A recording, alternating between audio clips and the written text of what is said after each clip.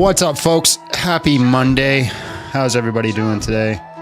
Just keep it real. Big John Steele. Tell me how you feel.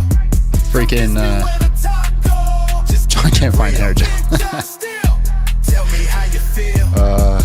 Freaking TikTok app sucks butt. Jesus is king. Sucks butt. Jesus is king. Not even that bad. Bro, you don't make any sense. What's up? Go down What's a up? second, it's making you tense. When I be talking, just don't interrupt. I say the truth, you get salty for what? Give me an argument, not an assertion. I'm almost convinced that you're not a real person. Why are you galloping? What do you gish? Topic to topic, you flop like a fish. Say what you're meaning while being concise. Still got my taco, I ain't leaving Christ. Linda, just listen, get wrecked by a Christian. I think you might have a special condition. I debate all of you Muslim and atheists, witches and wizards and new ages. I roll with Jesus, you still get defeated. You won't change my mind even if you repeat it. Just keep it real. Big John Steele. Tell me how you feel. Convince me when the taco. Just keep it real. Big John Steele. Tell me how you feel. Convince me when the taco. Jesus is king. Taco. Taco. Jesus is king. Big John Steele. Give me some logic, I just wanna know. Why you so toxic, bro? I'm on a roll. You wanna troll me, I'm shutting you down. I be too busy to suffer a clown. Say that you hold a position, defend it. Linda, I know you don't. Just me and you, baby. It's your own fault that you're stuck in your Taking on the world. How were the ribs? Bonnie and Clyde. They were great. Although I feel like a Porky the Pig today. I feel fat. You barely ate yesterday. Ain't making me nervous. For those that I reach, I've been living my purpose. This ain't at all about the money. Money. Trying to lift up the soul of his gum is real. We're back, baby. Tell me how you feel. First sip of coffee today. Just keep it real. Tell me how you feel. That's a cup of water. Baby, What? You making some weak coffee lately? I make it the same way I always do. You need to throw some grounds in there. I do. You need to fill that up. Fill it up. Bro, I was sick last week and missed working out. I feel like the plop. I know, bro. Like, my elbow's been injured, so I haven't been lifting weights, and I just haven't had the time. And so I feel gooey, and I was going to train all last week, but then I hurt my back, and so then I couldn't train. I only trained twice last week. And then, like, I eat my food, and it's like, oh, you got to eat, but then I just feel like it goes straight to my fat cells. Just how it is, man. Just how it is. It's a haunting thing for us. For us guys who used to be big, we will always have that thing haunting us of like, Jesus is king. you're a fatty. In the back, it's just there forever. Forever. I saw your debate, by the way. You did a great job. Great job. Smash the like button, share the live, do the things that you need to, ladies and gentlemen, so we can go to the people that we need to. You can get out of here now. Lord, thank you for this day. Thank you for the blessings. Walk with us, be present with us, give us a sword to strike down our enemies, or give us fruitful conversations. Either one, Lord, it is your will, and we must abide by it. In Jesus' name, amen. In the name of the Father, the Son, the Holy Spirit. Hallelujah. God is good. I have been reading some really early church fathers as of late, and I mean early. Like, I'm going as like I'm reading it in chronological order, the church fathers right now. And the fact that anybody argues that the early church didn't believe Jesus is God is insane. Is insane. It's just silly. It's just silly because, like, the first 3 books I've read all mention him being God, and this is all within the first century. So, like, the early church 100% believed that. And for performing hermeneutics, he's 100% God. There's another thing I wanted to bring up. Oh yeah, I did my taxes yesterday. Oh my God, I hate being Canadian. So much money. It was hard. It was hard. It hurt. It hurt a lot. Like, so much money, like down payment on a house type of money. So we're going to be grifting a little harder this month because this is the first year that I've had to pay taxes doing only working for myself. Right. So the year before I've had jobs, so they've taken out taxes, and I was only taking this as part-time income. So I did claim it, but it wasn't as much. Last year is the first year this was my full-time income. And oh my God. What the hell? Funky. And yes, I had write-offs. Yeah. Yes, I had write-offs. Funky, you did your taxes yesterday too. You did too? Twins. Twinsies. Move out of Canada, brother. I don't know. It might. Listen, you got to convince. It's not me you got to convince. It's what Where's the button? It's this one. That's the person you have to convince. I'm ready to go. I'd be gone, but I got married, so I got obligations. But if it was up to me, I'd move out of Canada. A lot of reasons I'd move out of Canada. First, communism.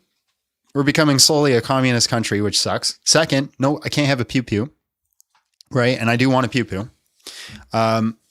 Third, I hate the wind. Fourth, I hate the snow. I think wind exists in every country. Yeah, but not like here. It sucks here. 5, I hate being cold. And I'm always freaking cold here. Yeah, I really, there's like no benefit to being Canadian. None whatsoever. You get free healthcare. Really? Really? I have so many injuries I haven't had looked at in a while. I have a friend of mine who has literally a bad hip and couldn't do things, couldn't operate in his day-to-day life. He wasn't able to get surgery for 5 years. He had to wait 5 years to get it looked at. Which is crazy work. Could you imagine 5 years? A Canadian, okay, listen, you're saying a Canadian hates the cold? Hold on, let me show you where I was born. It's not just I'm a Canadian. Let me show you where I was born. Hold on. I could just show. There we go. So I'm going to pull this up for you.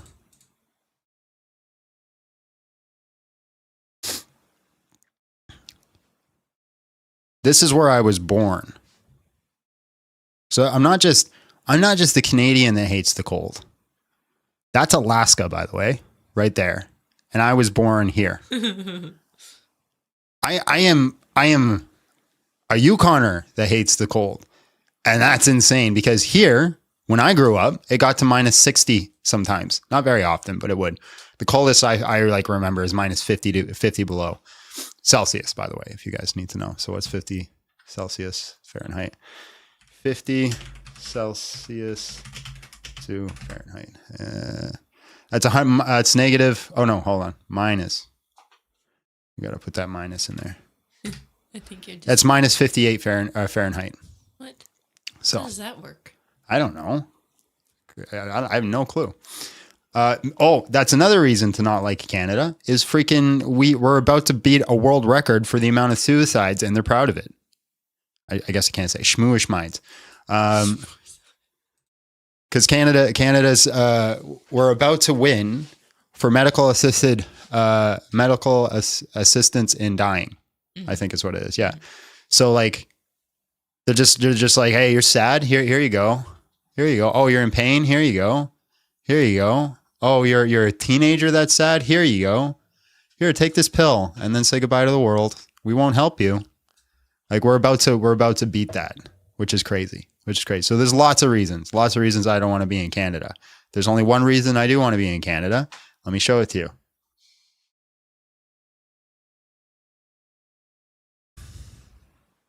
Pretty decent reason though. Pretty decent. Decent being the key word. We already did our prayer, right? We did one. Did we do one on live? Pretty sure we did. Yeah, I did. Lord, walk with us. If I didn't pray, I'm praying again. In Jesus' name, amen. Name of the Father, the Son, and the Holy Spirit. I do think you did, actually. Yeah. All right. Yeah, we definitely did. Today's topic is the topic we've been going on for a while. Is Muslims. Oh, look, Striker's picture's up there. Let's get that out of there. Striker's not here. Let's get that out of there. He's not here today. Get that out of here. Get that gone. Get that gone. We can't have that in here. Thank you for the $2. Hashtag free John. Amen. Amen. We may grift a little harder today because, like I said, we just paid the taxes and my goodness gracious, goodness gracious. I opened up the app, there saw 1,000 fools online. Everybody on TikTok, you need to be smashing that like button. Myself a coffee, We set will a get- prayer 20,000 before the battle, likes. cracked my knuckles, cleared my throat, prepared to scatter will get cattle. For them degenerates who are posting of their filth. We They will, all were hopefully. posting every sacred We thing still have to see if we get we're audited or mocking not. and we're roasting with my Bible and my wit. I refuse to let them sit, trying to humble every twit on the rocky road to TikTok. 1, 2, 3, 4, 5, hunt the serpent, cut him down, expose him where he hides all the way through TikTok. Watch them fall tonight. First I found a skeptic who was proud of his rejection, thought he'd studied all the tests but couldn't pass inspection. Threw his little arguments like pebbles at a tower, watched them bounce right off the walls and crumble in an hour. We stammered stammered and he stuttered. Every comeback that he muttered fell apart like stale bread that was moldy, torn and buttered. His followers went quiet when they saw him lose the riot on the rocky road to TikTok. 1, 2, 3, 4, I feel your pain. I feel it, bro. Down, expose him where he Unites in pain. through TikTok. Watch them fall tonight. Then there came a louder Do we French voice press who coffee? I loved used to. and pleasure. I haven't in a long time. It's a lot of work. Said that God was just a myth, morality a prison, but he couldn't hold his ground once the actual I did. Did I see Nadir using ChatGPT during his debate this weekend? I'm not worried about winning a debate. I'm worried about opening people's eyes to this. But I cooked him like a goose on the rocky road to TikTok. 1, 2, 3, 4, 5, hunt the serpent, cut him down, expose him where he hides all the way through TikTok. Watch them fall Support tonight. for the grit. Thank you.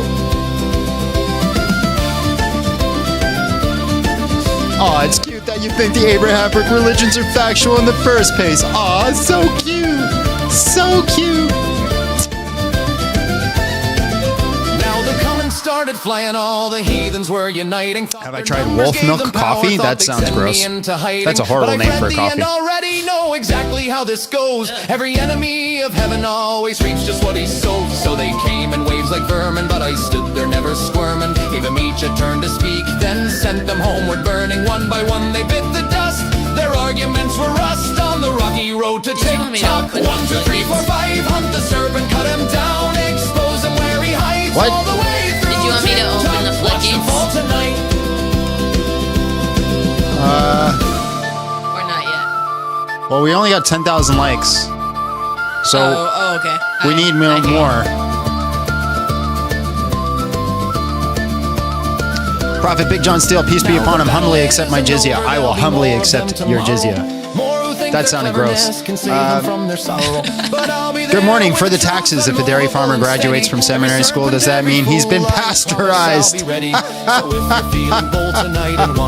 Yes, I'm debating Nadir this Friday. Let's see if you can fight.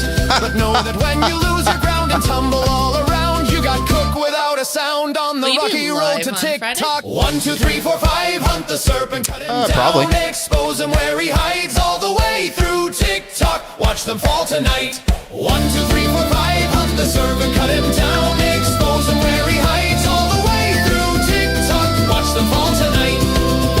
What did I do that's not love thy neighbor up here?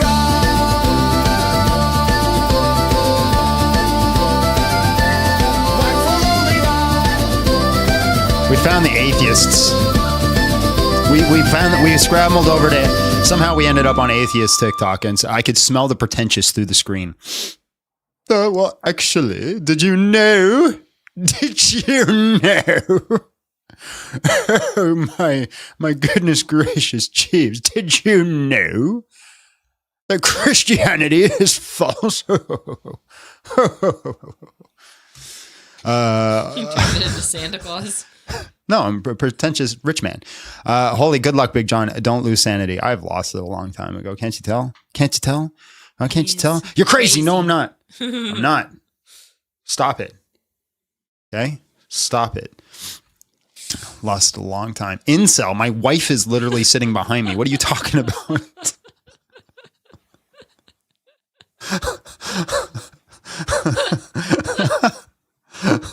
Or are you talking about? Are you talking about the atheists? I might have been. Maybe. Maybe. I hope so. Maybe. That's wild. All right.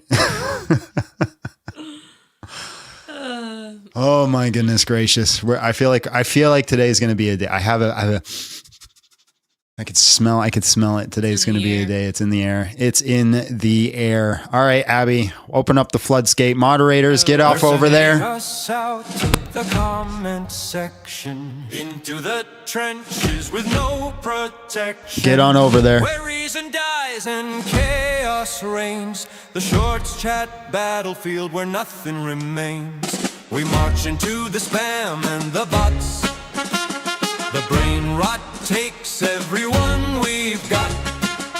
15 seconds of absolute hell. This is where good soldiers fell. We're going to the shorts chat where souls go to die. Moderating madness, saying our last goodbye. Send reinforcements, we won't make it back. You say it's such a bop? In the shorts chat. Under attack. The comments move faster than we can read. 18,000 likes. Good job, boys and girls. Good job. Proud of you. First and ratio echo in the void. Every brain cell systematically destroyed. We tried to bring order to the storm. Can I ask, why is his name Jesus when there's no J in Hebrew? It's called a transliteration.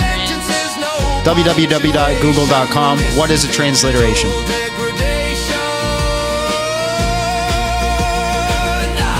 We're going to the shorts chat where souls go to die. Moderating madness, saying our last goodbye. Send reinforcements, we won't make it back. Lost in the shorts chat. Under attack. So today's goal is me to use good words.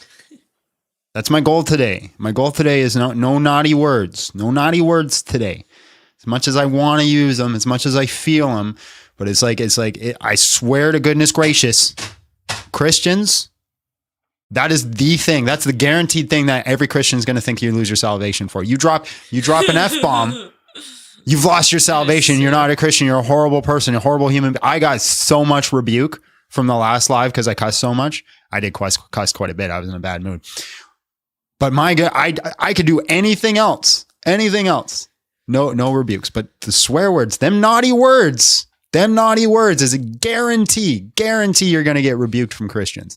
It is wild, man. I could be out there throwing babies off rooftops and they'll be like, you probably shouldn't do that. But I say the F-bomb. Oh my God, look at him. He's swearing. Ah! That's what I hear. Every time. All right. Let's bring up a guest. We hit our 20,000 likes. Let's do it. Oh, this is not a guest. Who is it? Oh. I'm not a Muslim. Don't kick me. Hi, how old are you? Hi, how are you? And just real quick, how old are you? I'm not a Muslim. Please don't kick me. Yeah. How old are you? I'm 33. Yeah. Can you convince me to leave Christianity? I can't, because I'm also one of those, you know. Are you incel Christian? Christians Are you that's Christian? also What does married. it say on the screen? Does it say Christians come up? Can you not read? Do you not know how to read? I thought I get special privileges. Yeah, you do get special privileges because you're my special little boy. Well, Oh, Frank. Yeah. Yeah. Don't call Abby a whore. Call me John's whore. you just said a no Just word. for- We already failed. That's not really like a. No, but that's actually a biblical word. It so- is. It So is that's true. ass. Can I use that one? Yeah, that's fine. I don't care. Well, you don't care about any of the swear words, really. You just care about in the context in which they're used. Amen, brother. All I personally. right, hold on. I do got a guess. Yeah. Hello, how are you? And just real quick, how old are You're you? too dumb, bro. What? You're too dumb. You're too dumb. Too. Oh my God. See, I told you. I could smell it in the air. That's how we're going to start. You're too dumb. You're too dumb. Oh, I You're thought it was too him dumb. again. You did the voice perfectly the first one. I was like, I thought I kicked him. I was like, my God. I was like, how'd he do it? He's hacked me. And now he's in the chat. Run from me. Is he actually? Yeah, he was literally spamming run. Bruh. He's spamming run. Now watch. Never have I seen an individual that needed the touch of a woman more. Now watch. Now look at you. Now you're gone. All right, guys. Muslims, convince me to leave Christianity. Win a taco. Smash the like button. Share live. Do the things that you need to do to make sure we can get out to the people that we need to get out to, ladies and gentlemen. We're already off to a great start. We always are. Great start. We always Yeah, are. it's always a thing. We might have I to can restart the hang live. out How do we here only have until- 80 people watching right now? And we might have to restart. What is this nonsense? 17 minutes. We only got 80 people watching. Yeah, I can hang out here. I just can't come on camera until wife returns. You do, baby boo. You do you. John, may God bless you this week with the debate with the new deer. Thank you. Like I said, I'm not too worried about the debate. I'm more worried at the debate. Anyways, I'm more concerned about getting this information out there. I had the wonderful privilege of explaining to John what thigh-ing was last night. Yeah. That was a great time, right, John? So I was playing a video game, and after you told me, I was already angry because of what I sent you. Yeah. And I just went and started like unaliving everything in the video game around me to get like I was just in a town. I was in a town. You started telling me that it's like I have to kill something or unalive something. Yeah. And so yeah, I was playing Assassin's Creed and just every guard got the business. Every single one. Anyway. I think I have my HDR on for some reason. Yeah. What game were you playing? I was playing AC Shadows. I can't wait for Crimson Desert. I know. Yeah. I know everything about the game because I think I have an addiction. Is that the one that you said you were going to buy? Yeah, that's the one I'm going to buy. That's gonna be my reward to myself for debating Nadir. It's like a reward. It's like a reward. It's like a reward. It's like a reward. All right, smash the like button, share the live, guys. If we don't get a guest in like 5 seconds, I might just restart the live. Yeah. You know, I'm just gonna restart it anyways. Come back, John. I won't. What did he say? No one knows. Who knows? The worst part about restarting it is like the TikTok app. I have to shut down the whole dang thing and then restart it again. The TikTok app is literally the worst streaming app known to man. And then they force you to use it. Just give me a stream code, bro. Just give me a stream code. Allow me to do it that way. Hopefully with them being bought out and the new company taking it over, they'll change this process because like they want everybody in their little ecosystem. I listen, companies that force you to do things based off of like their systems and then they don't implement, like if they implemented it well, I wouldn't be upset about it, but they don't. They implemented it really poorly. What? I love you. What? Crimson Desert is going to be dope. I have mixed feelings about it. I think it's going to be dope and I don't know if I'll like it, but I'm going to get it anyways because I need to get a new game. I've been biting at the bit for a new game and I don't know what to play. I've been trying different ones out. I tried to play Hogwarts Legacy again recently. You didn't like that one. Well, it's a really good game. Like it's got great graphics. It's got a great story. The combat is really like everything about it is good. The reason I don't like it is because 90% of the game is exposition. So like I'm sitting there. I'm like, okay, I did a combat thing. I'm like, okay, that was really fun. I really enjoyed that combat scenario. Okay, and now we're finally getting into the game. We're going to do some combat. And then it's like a half hour later of me like running around the school, talk to this teacher, do a little mini game, learn a spell, click and talk to this person. I have to watch another cutscene. I'm sitting there doing my Rubik's Cube, finish my Rubik's Cube while they're doing a cutscene. And then I'm back to playing and then I have to go off and do it. And it's like, so like when the combat's happening, it's really, really fun. But like the in between, like if I got to play a video game and 90% of me playing the video game is listening to you or listening to a character in the video game, just do yapping, I'm out. That's not a video game. I'm watching a movie. If I want to watch a movie, I want to go sit on the couch. I'm sitting in my computer chair. I want to play a video game. Baldur's Gate was good for that. Baldur's Gate was good. Always doing something. Baldur's Gate was good. Baldur's Gate's exposition though was good because you got to contribute. Everything you said changed the game. Yeah, that doesn't happen in Hogwarts. It is very stressful. Yeah, it's like little things that change the game. I enjoyed the gameplay of Hogwarts. The gameplay is great, but the fact that I have to wait 5 hours in between gameplay is horrible. No, Yeah, I just did. You're not like What? You're not like a narrative guy. No, I am a narrative guy, but if narrative is just the person standing in front of me telling me all the things that happened, I'm out. Show me. Like if you want to tell me a story in the game, show me the story. Allow me to play it. It's a game. God of War. God of War did it perfect. The story in GOW is fantastic. Yeah. No, freaking I pre-ordered Crimson Desert like a month ago, and I've kept up on all the stuff. Did you know you can actually like? Why did you pre-order it? Because I want the pre-order bonus. People who pre-order are schlubs. I like. Oh, I let, like let the me pre-order pre-order a video game that's going to be digital. So like I don't have to worry about it going out of stock. And I'm not going to wait to see like if it comes out with like, what if like it drops and it's just terrible and you just dropped $100 on a terrible game? I've seen enough to know. BJ's on Monday. Oh my God. You really need to capitalize the J and S, bro. Like, we've talked about this.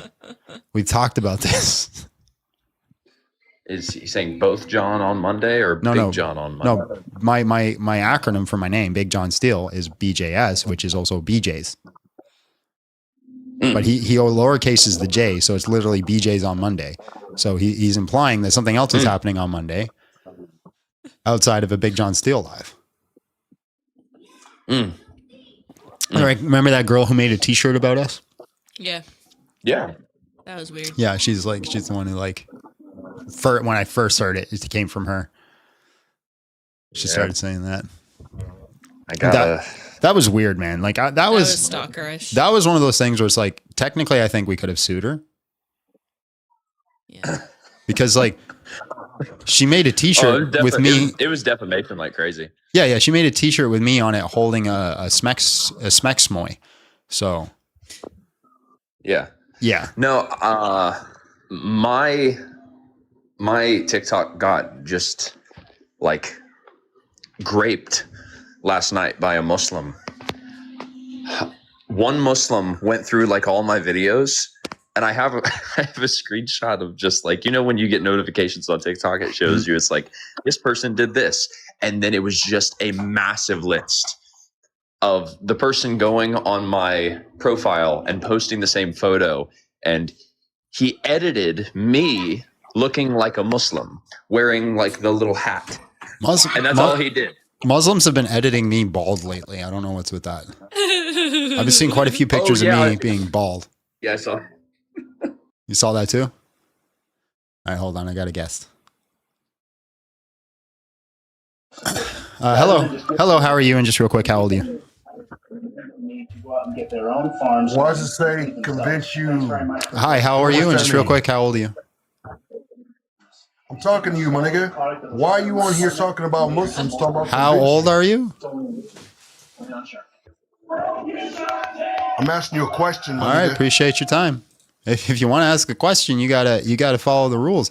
Also, you can't say that word. Like, I know it's like common in like your vernacular of your day-to-day life, but you can't say it on the TikTok. How do we know if you're black? We don't. I mean, he dropped that so casually that I put money on the fact that he ain't white. The problem,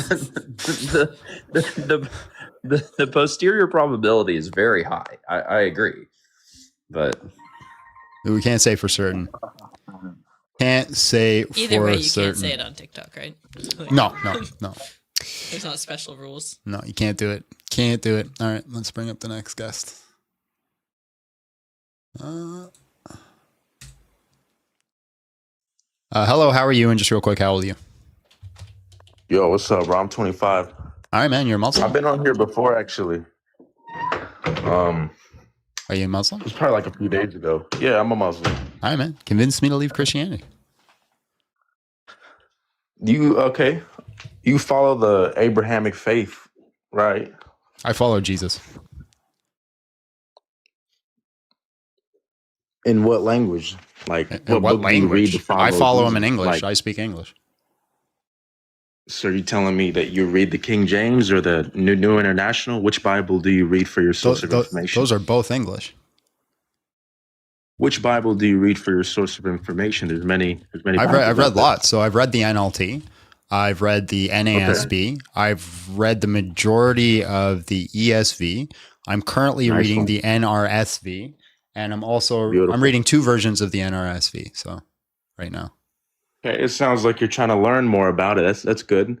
So you're familiar with John and Psalms and all that. So you're familiar with those verses and all those, Gospels. And Psalms is not a gospel. Well, do you believe in the Gospel of Luke, Matthew, and John, and Peter, and all those, the ones that were compiled in the churches? Well, I think it's important to understand what you mean when you say me or believe. What do you mean by that? Like, do you believe it to be the word of God or not? Well, what do you mean by word of God? Well, I mean, we know that prophets are chosen by God to give us scripture directly from him, kind of like how Moses appeared to God in a burning bush in a tree. Christians don't believe that. So what do you believe? Prophets come to give prophecy, right? Not all prophets are writing books, right? There's like entire books where prophets are being recorded by other people about their prophecies that they're giving, but they're not giving books. So, for example, there's a prophet, Samuel. There is a prophet named Nathaniel too, but the prophet Samuel, he didn't write a book or anything like that. So what about Moses when he came and showed all the laws for the children of Israel?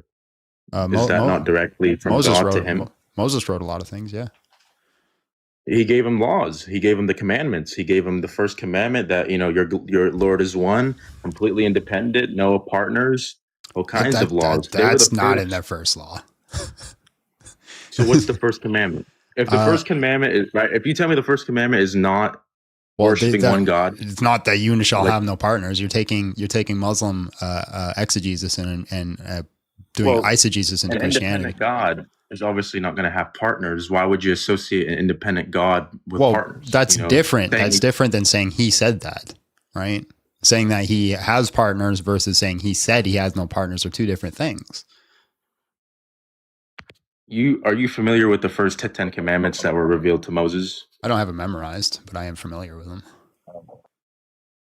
That's good. At least you know them. So, if you know the first one says that the Lord is one and he's independent, what makes you think he takes on a son? Where does he say independent? That's not you keep throwing things in there in the first commandment. It's not there. Okay, well, if you don't want to believe that, what do you mean believe that? It's just not there, bro. The Lord is one is the Shema. It's not the first commandment. Okay, you're right.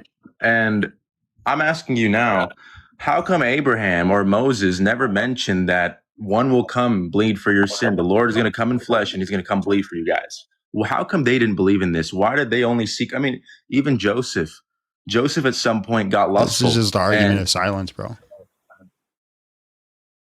If you listen, you realize that, sacrifice never came before. They never sacrificed anything.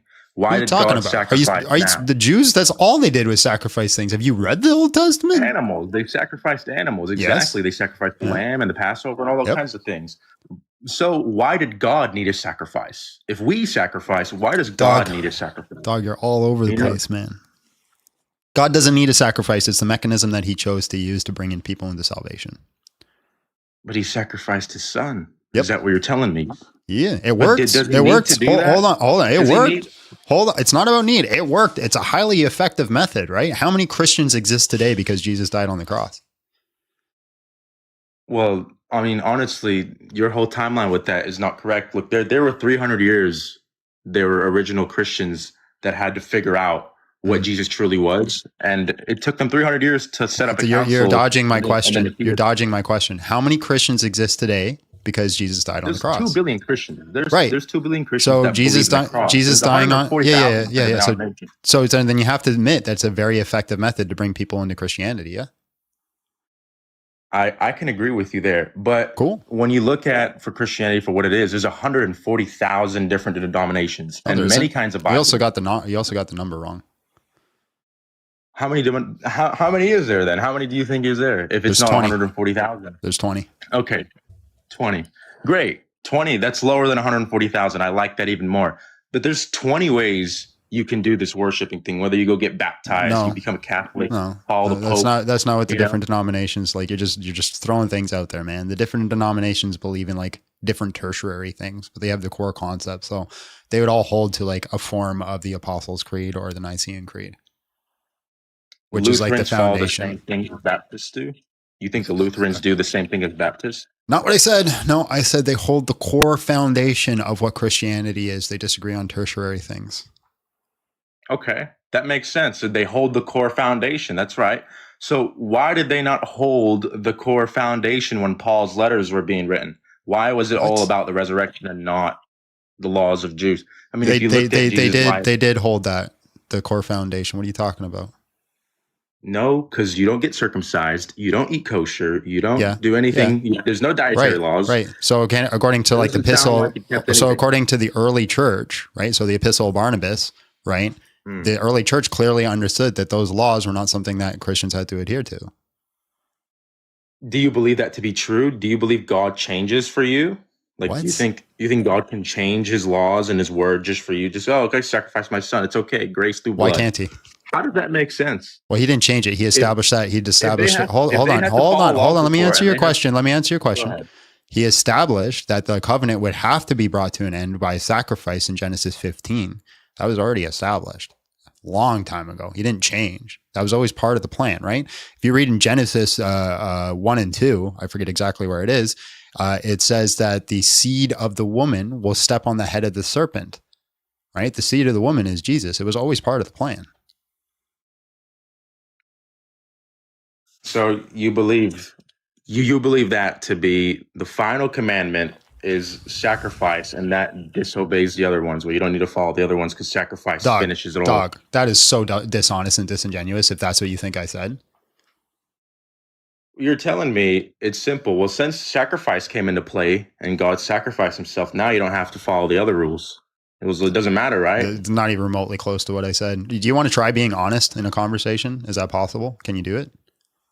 You haven't heard any of my points. I've gave you many points here. So you don't want to try? You haven't given me. You don't even admit. You don't even you didn't even contest against the fact that you're being dishonest.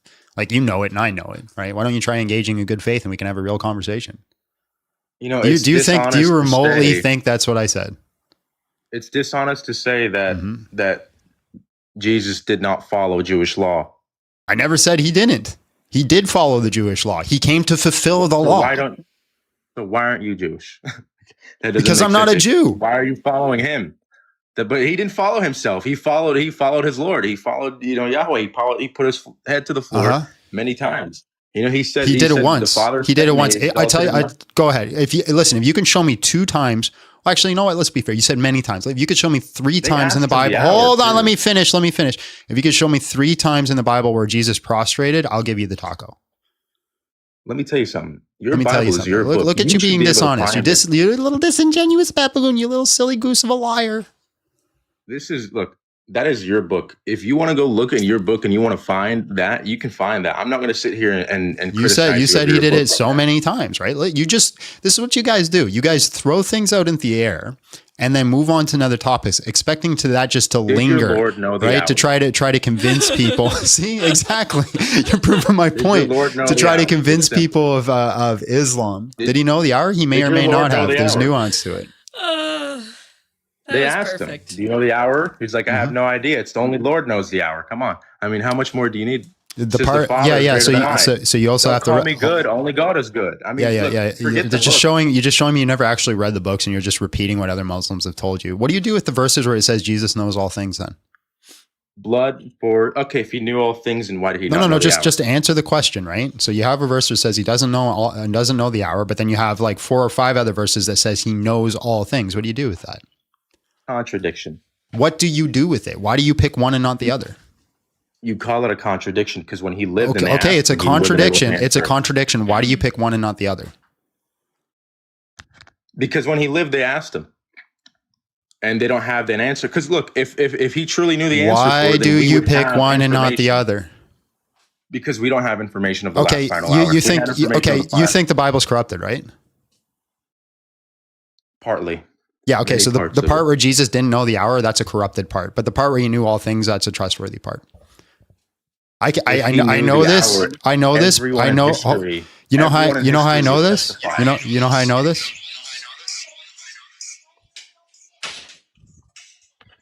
You need to realize if he actually told you, you know how I know this? You know how I know this? You know how I know this? John was compiled 90 years after. You're just yapping now. You're not even engaging in conversation. You're just a yap fest. Just the guy who sits there and just blabbers and lets his lips move. I mean, I'm not going to ask you why you know that. You can just tell me why you know that. I'm not going to sit here. What do you mean? You little You can answer your little dumbass. yapper, Come little on. disingenuous. You're old enough to answer for yourself. Look, Yeah, you so read so your book, I just and you're compare it to you're the telling Quran. me- I compare it to the You're Quran. telling me I you use the don't know your Quran. own I use the Quran to commandments. confirm it. I use the Quran to confirm it, right? Because Jesus is a prophet, and prophets can't make mistakes. So therefore, Jesus cannot not know the hour. So therefore, I So compare it Isaac- to. So I'm still speaking. So I compare it to the Quran, and or so I got to trust the parts where it says He knows all things. You don't think prophets can make mistakes? You think they're perfect? Isn't that what you guys think? You don't think they can repent? You don't think they can find? I mean, I have you asked not you. read Isn't the that not what you story? guys think? Did Muhammad make a mistake? Look, that's not. It's not simply how that is. You Did can't Muhammad deem make a someone to mistake? make Who's a mistake. greater prophet, Muhammad or Jesus? Because Jesus is the Messiah, right? You can't differentiate like that. That's Who's disrespectful. is Muhammad the Messiah? Is Muhammad going to come back and judge all mankind, or is Jesus? Well, it has to be Jesus. Jesus will Right. return So on the then, who's a rapture greater day, because prophet, this Jesus or Muhammad? Look, Jesus' name is mentioned 22 times in the Quran, and Muhammad's name is only mentioned 5 times. And So the reason Jesus why is the that's greater case prophet. is Muhammad never made a mistake, so why should I assume Jesus Muhammad did? is the most beloved prophet by humans, and that's written in the Quran. Why don't you want to Jesus- answer the question? What are you're asking me if this guy's better than this guy? I Can can't tell you that. Muhammad Those are make? Did prophets. Muhammad make a mistake? Not a mistake on the book. So What do you- like, has what kind Muhammad of ever made a mistake? He has not made a mistake. That's not how it works. So You Muhammad's seek never made a repentance mistake. Then I and will find then I will mercy. also assume that Jesus never made a mistake. So therefore, he could. I can't take that verse. It's He got to did be a not corrupted make him- verse. Jesus didn't make him. You can't say Jesus made a mistake because he didn't. He came and he preached strict monotheism, and his message was messed with and tampered. It's why he returns. Right. He So wouldn't so I return- reject the verse. So I reject the verse where it says he doesn't know the hour, according to the Quran. Do you also reject the verse where he says the Father is greater than I? No. So, look, you're playing with two things here. You see some parts of your book says, "Oh, God is greater than me," and then some parts of your Woman, book says, "Requires sacrifice." sustenance, for I have to deal with this stupidity. So I need energy. I was just gonna tell you, he's been voted off the island. Has he? Do we have other guests? I'll let him keep going until I have my sustenance. Okay. My arm is getting tired, woman. Hurry. Thank you. Come on, get some energy. Get some energy going here. All right. Bro, So use what your are, brain. what are you lying about now? Go 10 ahead. Commandments. You don't know them, but you're coming at me for giving you false information. Now, your book tells you that one side of it, oh, the Lord's better than I. I'm in flesh. I can't do anything without his power. And he was very limited in his human form. And he only came Is there an to argument pray to coming, or God are you and just not anyone yapping? himself. You didn't address anything I said, and you just kind of started yapping. Do you have an argument? Or do you You need wanted to get need coffee. me to teach you how to make an argument first? I can help you. You went to get coffee. You're not even in this thing. You can't even stay on the topic with me. I need you to stay right here. I can help you. Do listen. you need a lesson in like basic argumentation or no? Stop. Look, you keep going off track. We're not talking about how I speak. Do you or do you not? argumentative way of Okay, how if I you speak. know We're how to speaking make an about- argument, we're can you speaking present about to your me? book. We're Can speaking you about your present to Bible me right an now. argument, Your please? Bible, Present to me an half of argument. it says Present to me an argument. Jesus is not Lord. Present to me Half of an it also argument. says Present to me an God argument. does not change. Is there an God argument is not coming? a human. There's no argument, is there? You're just yapping. You haven't answered anything I've told you. I told Those you. that aren't God even does not questions. change. Those God are is not a statements. human. Those are all Those are statements. all in your book. Those are all in your Bible. Those aren't questions. If you read Those are Deuteronomy, statements. You go whip Is out there an Deuteronomy argument coming? Right now. You'll see 4 different verses. Is there an argument coming? God, Everybody in the chat, put your bets down on whether or not an argument's going to happen before Abby comes back. look, you're hearing what I'm telling you right now, and you keep just worrying about how I'm saying it when you're not Okay, even listening. I'm just to going the to make words that are coming I'm just out going to of my make mouth. statements too. Muhammad's a P3DO and a terrible human being, and nobody should ever follow him. Justify it. Justify it. Sure. Give me a reason. Yeah, sure. He slept with a Justify it. child. Rebecca. How old was Rebecca? Doesn't matter. How old was That's Mary two when she coque married fallacy. Joseph? That's a two coque fallacy. How old was Mary when she Two married coque Joseph? fallacy. You You're can't judge them running. historically. You're running. You're running. You can't judge You're them running. historically. You're like running. that. You don't even know You're running. how old Aisha Look was. at you running. Yeah, I do. She was 9 according to I'm asking Hadith. you to Do you deny the justify Hadith? yourself. I'm asking you. Do you deny the I'm asking you to Hadith? justify yourself. Because we have hadith where Aisha herself narrates the fact that she was 7 years old. She says that she was 7 when they got married, and that Muhammad consummated the marriage when she turned 9. And then she says that, or then Ibn Kathir, no, not Ibn Kathir, sorry.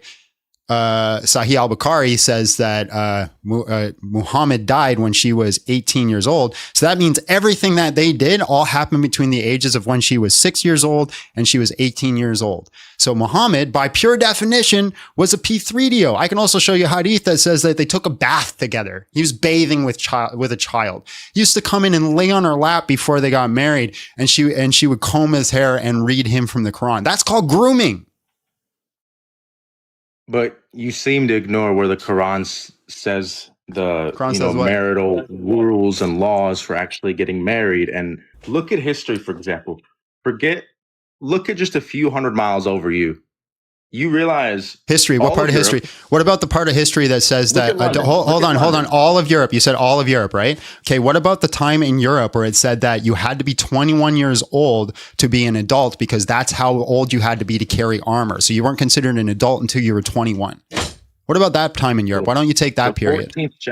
All up until the 14th. Why don't you take that period when you're 12 years old? Really? Okay. What about Aristotle, who was like hundreds of years before Jesus, and says that you didn't start puberty until you were 14 or 16 years old, and there was a rule that you couldn't get married before puberty. So what are you yapping about, man? The only time in history when you could get married to a 9-year-old was Muhammad's time. That's the only time. That can't be correct, because when you read the Quran, it says the same thing you just said. Prove me wrong. The Quran tells you that in order to get married, you have to be consensual. You have to be gone through maturity. A 9-year-old consents? How does a 9-year-old consent? Explain that to me. Go ahead. I mean, did the people there ever Did the people there? Blah, blah, you're stuttering. You're fumbling over your. Can you explain to me how a 9-year-old can consent? Can you explain to me how a 9-year-old consents? Well, can you explain to me how you're going to answer my question with a question? Can you explain to me how a 9-year-old can consent? I can't speak to you that because that's false information. I can't tell you I was there. I was like, oh no, I know her. Yeah. But no, just ontologically speaking, how can a 9-year-old consent? Explain it to me. I can't give you that because I wasn't there with her. What does it have to do with her being there? Just a 9-year-old in general. Can any 9-year-old consent? Did Mary consent to Joseph? I mean, can any 9-year-old consent? Look, you're asking me a historically false question. You can't answer a question. You are defending a P3DO. You are a sick little pervert who thinks it's okay to sleep with children. You're a gross human being. We should throw you in a pit of fire, but we're not allowed today because there's rules against that kind of stuff. You're so freaking gross. Look at your nose. I don't know. It just rhymes. Kind of rhymes. It's a vowel rhyme. Good job. All right. Good job staying calm. I had to sing it away. Sing it away. All right. Let's bring up the next guest.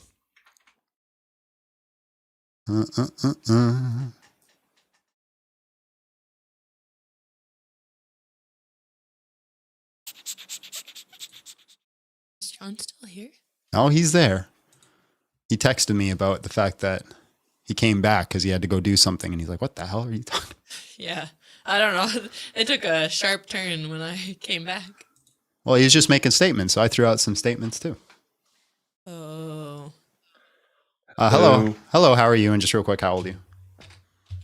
I turned 21 in October. Happy birthday! All right, man. You're a Muslim? Yeah. All right. Can you convince me to leave Christianity?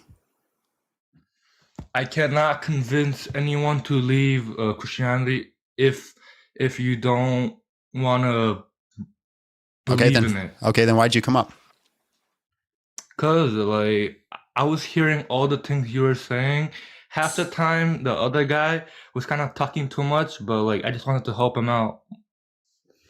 Well, he's gone. Yeah, so are you here to convince me or yes or no? Honestly, if you want to speak, then I don't mind speaking with you. Hello, how are you? And just real quick, how old are you? I turned 18 in February. Happy birthday. All right, man. You're a Muslim? No, I'm actually a Christian, but I was appreciate your asking a time. question. Ask in the chat. People in the chat will answer you. I think Bert wants out, Abby. What? He wants in the closet. You can't go in the closet. Why do I have so many people here all of a sudden? Hold on. What the heck happened? All right, folks. I accidentally invited you all in. I'm going to kick you. You're going to have to rejoin. And I apologize. I don't know what happened there. But somehow I ended up with everybody in here. My bad. My bad.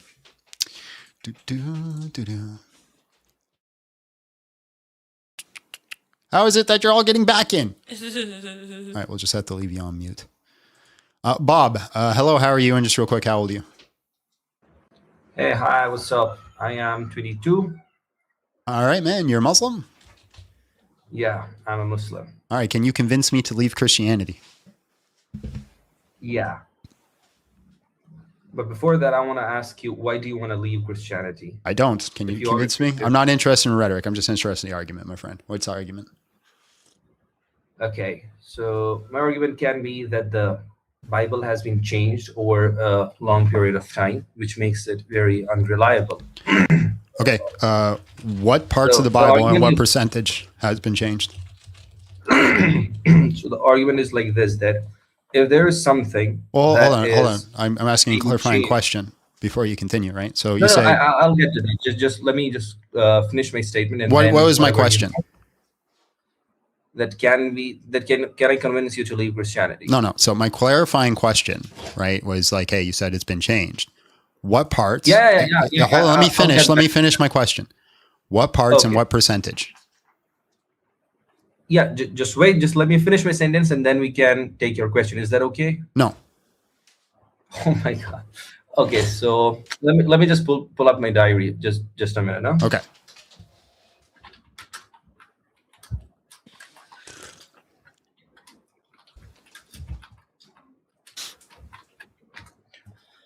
Okay, so approximately the percentage that you asked, approximately more than 50% of the Bible has been changed. The original text of the Bible has been changed.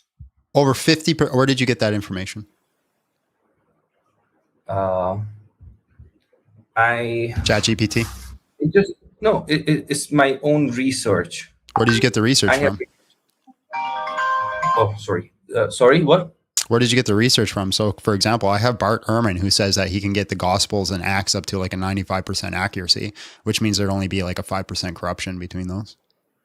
No, when you look at the historical data and then you start to compare the scripts. So you did it yourself? You went through the entire Bible and all the manuscripts and found all the inaccuracies and found out it was 50% differential? Not all, but like all of the major ones. So you like know Hebrew and you know Koine Greek? No, I don't know. Like there are already people who have done that for us. Who? We don't necessarily need to. Like there was a person. His name was, just a second. That's a weird name. Never met a guy named just a second before. Is that sorry, just a second. I'm just picking on you, man. No issues.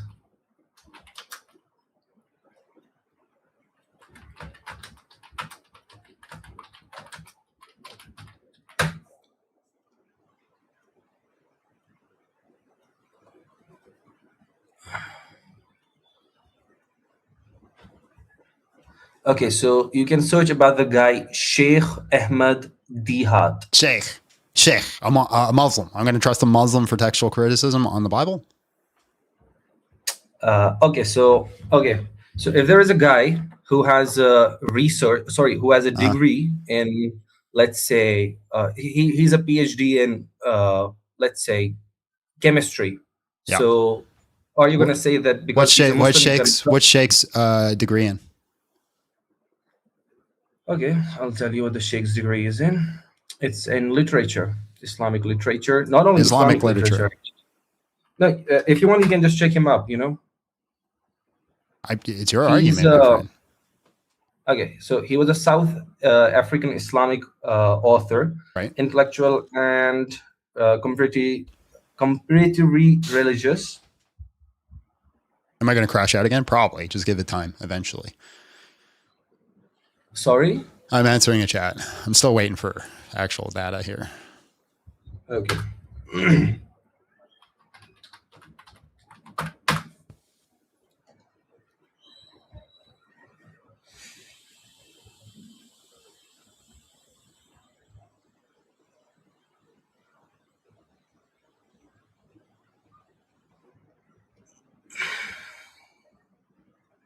Okay, so he has studied from Turkey.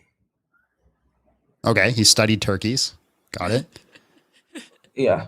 All right. No, not turkeys, man. Come on. He would gobble up information. No. See, if I'm talking very nicely to you. I mean, I get it. Most of the people have been rude to you. I get that, but like, I'm not being rude to you. I'm just having fun, man.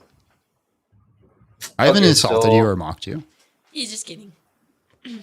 No, it's the first time I'm up here. I'm just 22, so maybe I'm not exposed to all this as much as you are. So, But listen, you seem like a nice guy. I'm not coming down on you. I'm just having a little fun.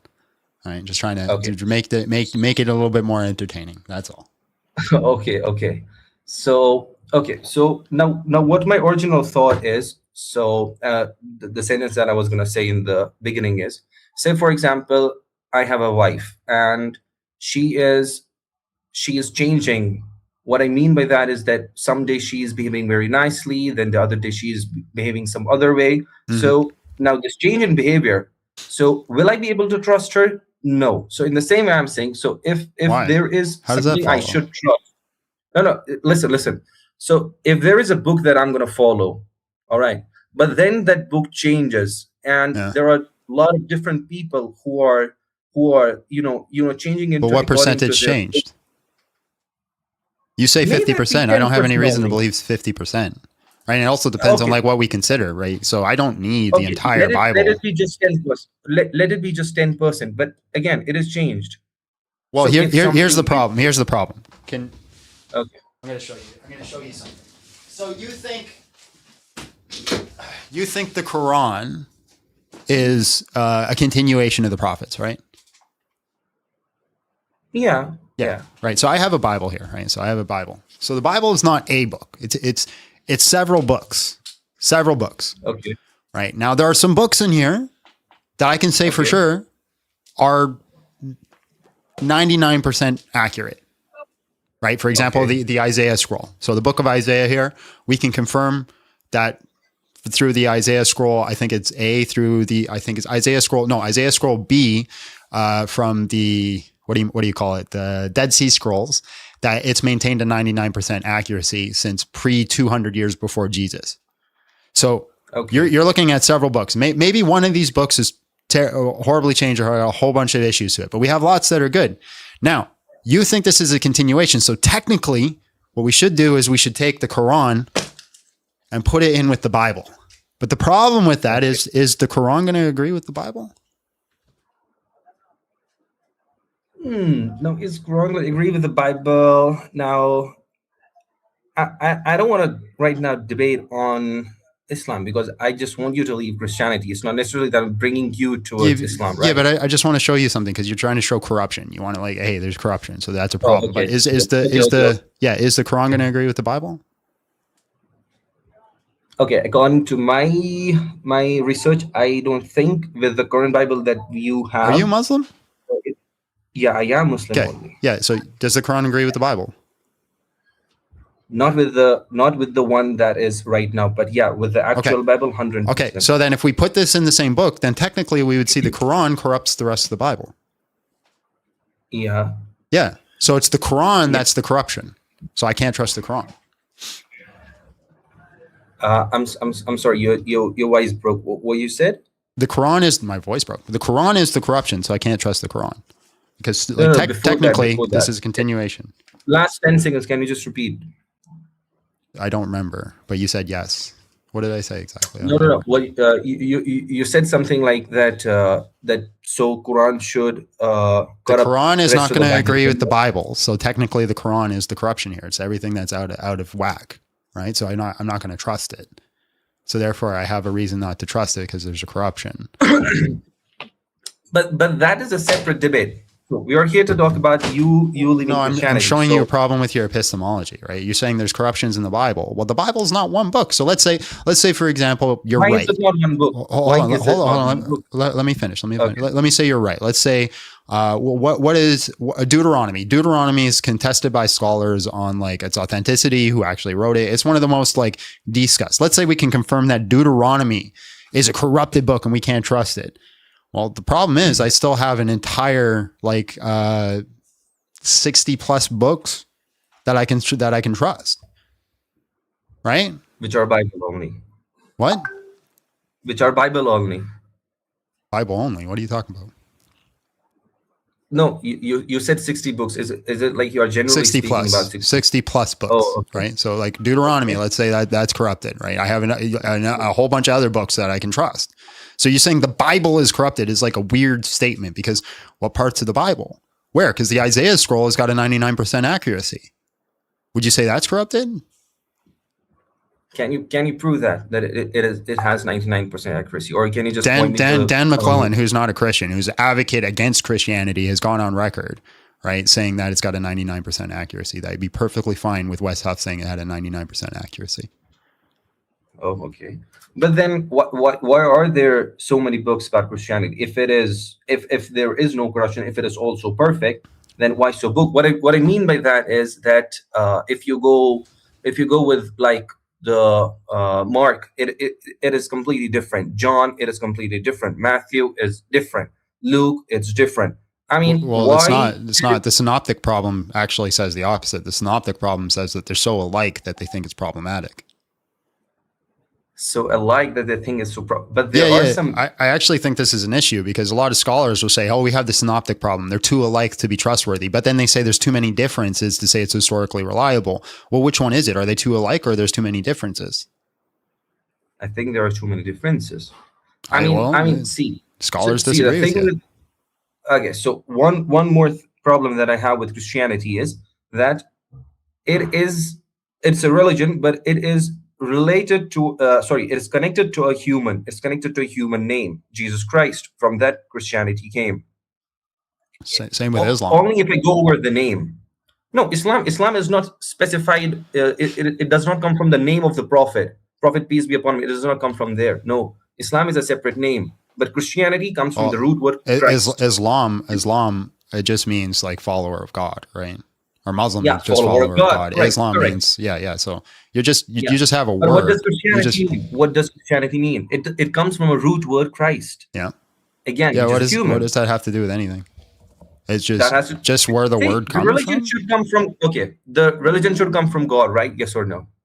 Yeah, but the word doesn't entail that it came from or did not come from God. No. So if something came from me, I would name it after myself. That is okay. So did Judaism come from God? Again, Judaism. You're saying about the Jews, right? Yep. Did it come from God?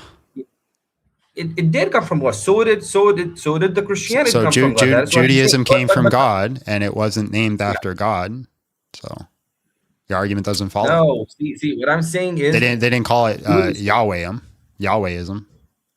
See, Judaism came from God. Christianity came from God. I agree. Yep. But then it got changed, and people started to make it. Are you saying?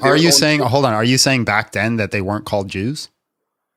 Are you saying that? Are you saying that all Jews back then were called Muslims? Is that your argument here? Yeah. Okay, prove it. They're all called Muslims. Prove it. Prove any source of Muslims before Muhammad. Go ahead. Okay, just give me a second. Okay, let's just stick to Jews only. Okay. So I give you a link and you open that up to verify, right? No, I'm not going to take any link from you. No, you just. Just a second. I'll just give you the source. We had that in Notion. Just a second.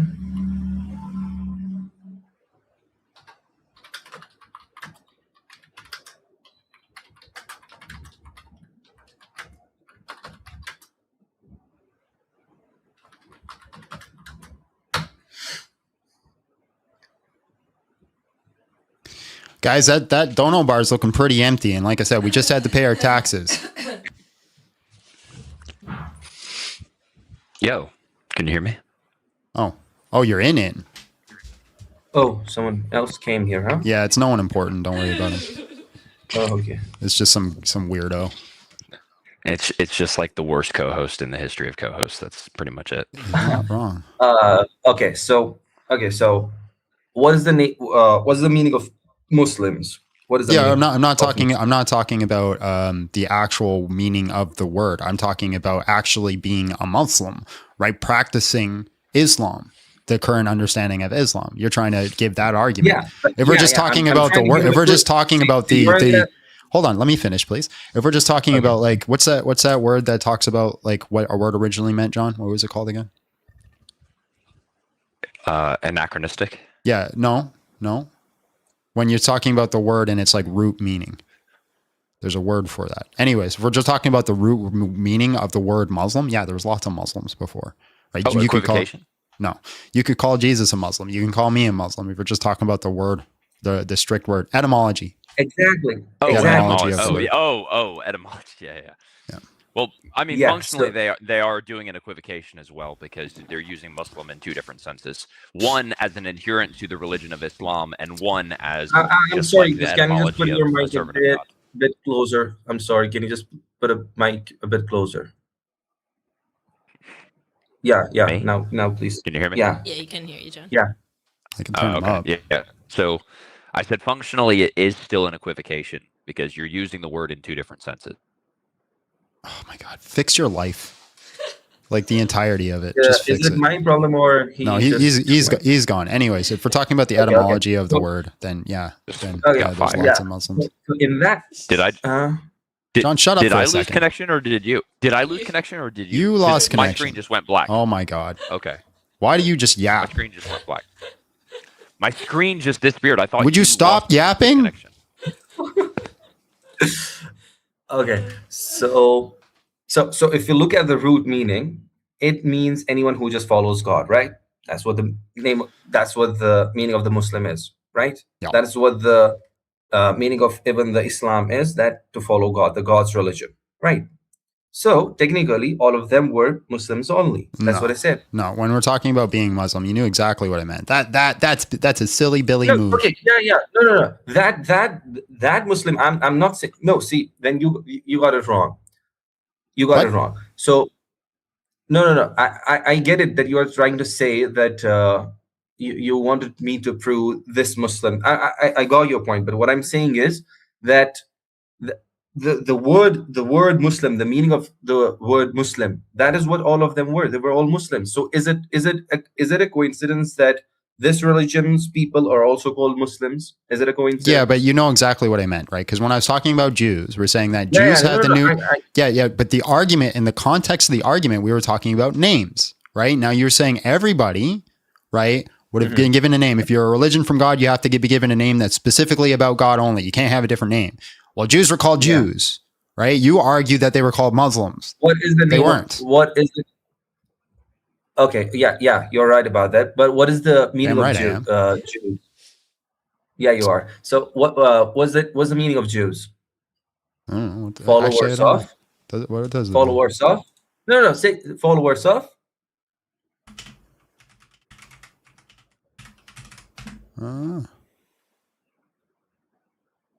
Everything I'm finding just says relating or associating with denoting Jewish people from Judaism. What is that? Or whatchamacallit? Etymology? Etymology? Etymology? Is that what you were saying? Etymology? Etymology. Sorry. I might have dug myself in a hole here. The word, the etymology of Judaism means to side. To side with. Sorry? It means that the etymology means to side with.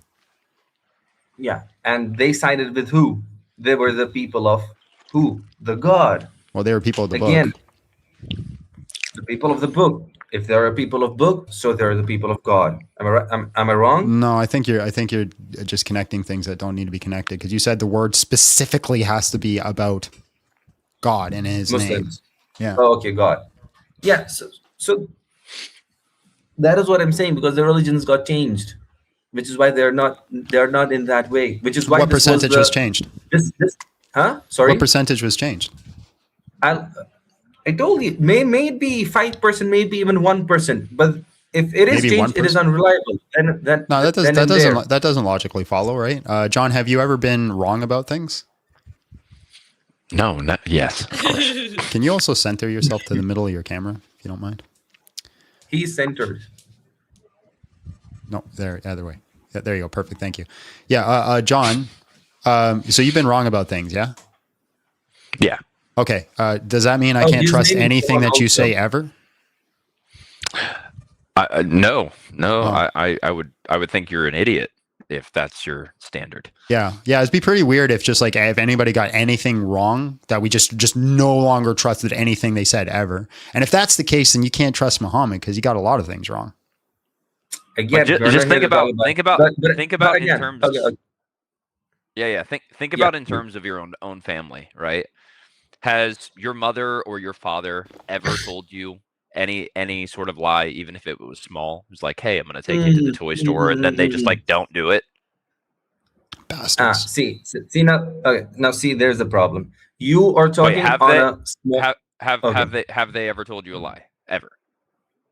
Yeah, I mean, don't trust them. Okay, do you think Again, that it is rational that if it is the case they told you a lie, that now you can no longer trust anything that they have to say? Again, okay, so hear me out. You are thinking again on a small level, but if there is a person who is talking to a whole world, so the whole world is looking up to him, that he is the most pious, he is to be followed, he is to be the path he follows that needs to be followed. Like if Muhammad? he is the person that who was no, I'm talking about Jesus.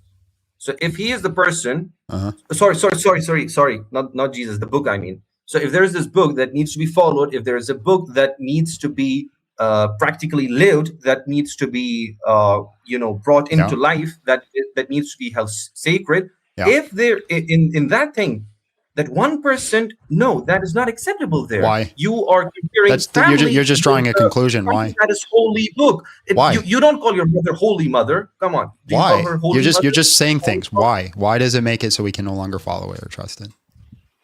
Sorry? Yeah, you're just saying things. You're just saying because it's a holy book, right? It can't have anything wrong in it. Why? Because it is a holy book. What's the definition of holy? That's circular. Holy means to be set apart. Holy means to be? Set apart. Set apart. Mm-hmm. Yeah, so it's like it's set apart from all the other books. It's different. It's separate. Okay, it's separate. So if I'm saying Holy Father, what does that mean?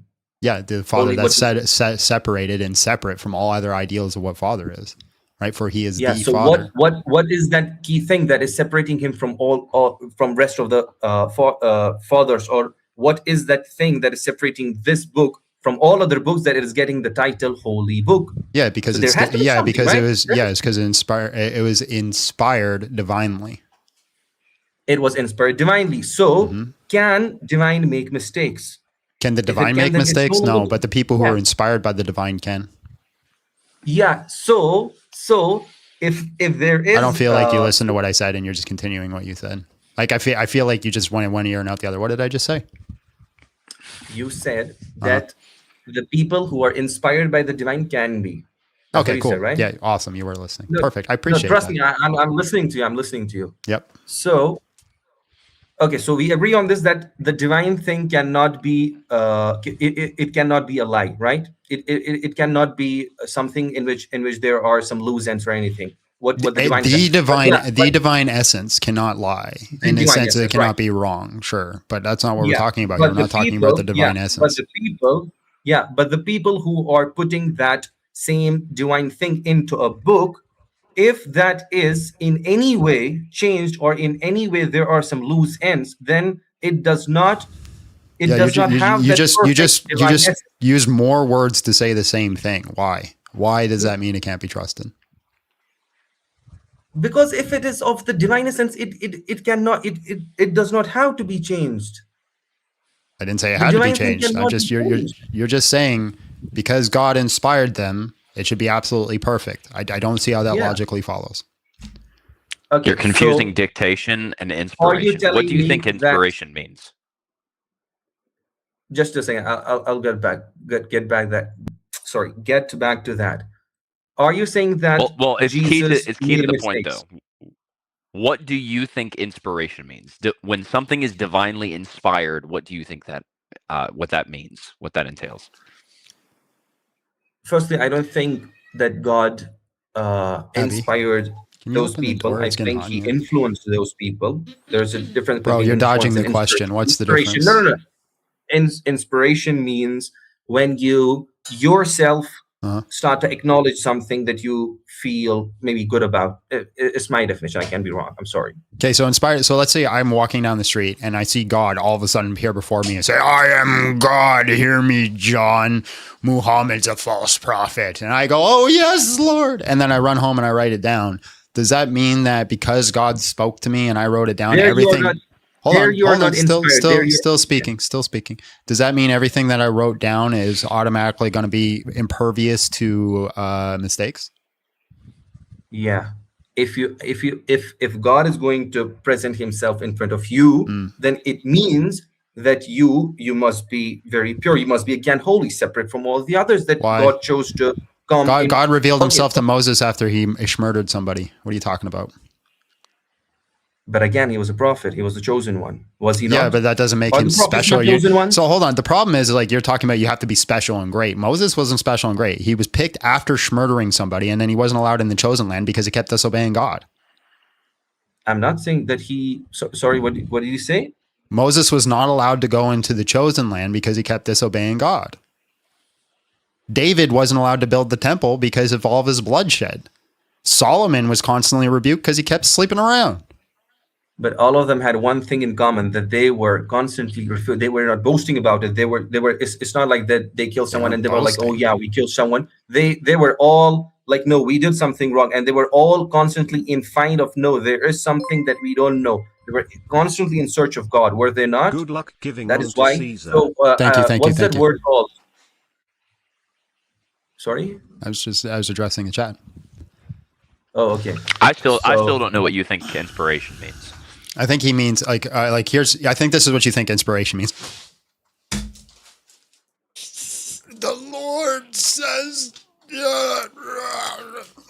that what you think inspiration means? Yeah, man, come on. That was very good acting. That was Don't good. do that, man. Please, come on. I'm just trying to. I told you I can be wrong in my definition of inspiration. I can be. But is that what you think it is? Okay. But we want to know what you think it is. Right now, we don't know if your definition's wrong or not because you haven't given us the definition. Oh, I give. Inspiration means when you yourself start to see something and you start to acknowledge it because you feel it is right. That is inspiration. Yep. But then other thing is influence, when God influences you, like with the prophets. So with the prophets, he used to influence the prophets, which is why after the influence, then they started to spread. And because of that influence, people started to get inspired. And they started to come towards the religion. You're a nice guy, but we've been talking for almost a half hour, and I feel like we've kind of hit a wall. So I'm gonna jump on, but I do appreciate you, bro. You got me on. In all honesty, you got me in the corner and on the rocks, and I'm just gonna run before you actually show me. No, man, come on, don't say that, please. Appreciate don't your say time. that. All right, God bless. Come on, man. You're so mean. Come on, man. God bless you, man. Thank you for being civil. Okay, thank you. Appreciate you. He had me on the rocks, guys. I had to run. I had to boot him because eventually he's going to show that I was just wrong in my argumentation. I love that he just like you're so mean. Like everyone, everyone calls you a lot of things. I don't know if I've ever heard you just called you're being mean. He was a really nice guy. He was a really nice guy. Yeah. He was. I don't think he understood necessarily when you were joking. Yeah, well, it's hard to tell when I'm joking, but yeah. What a name, Arsh. Hello, how are you? And just real quick, how old are you?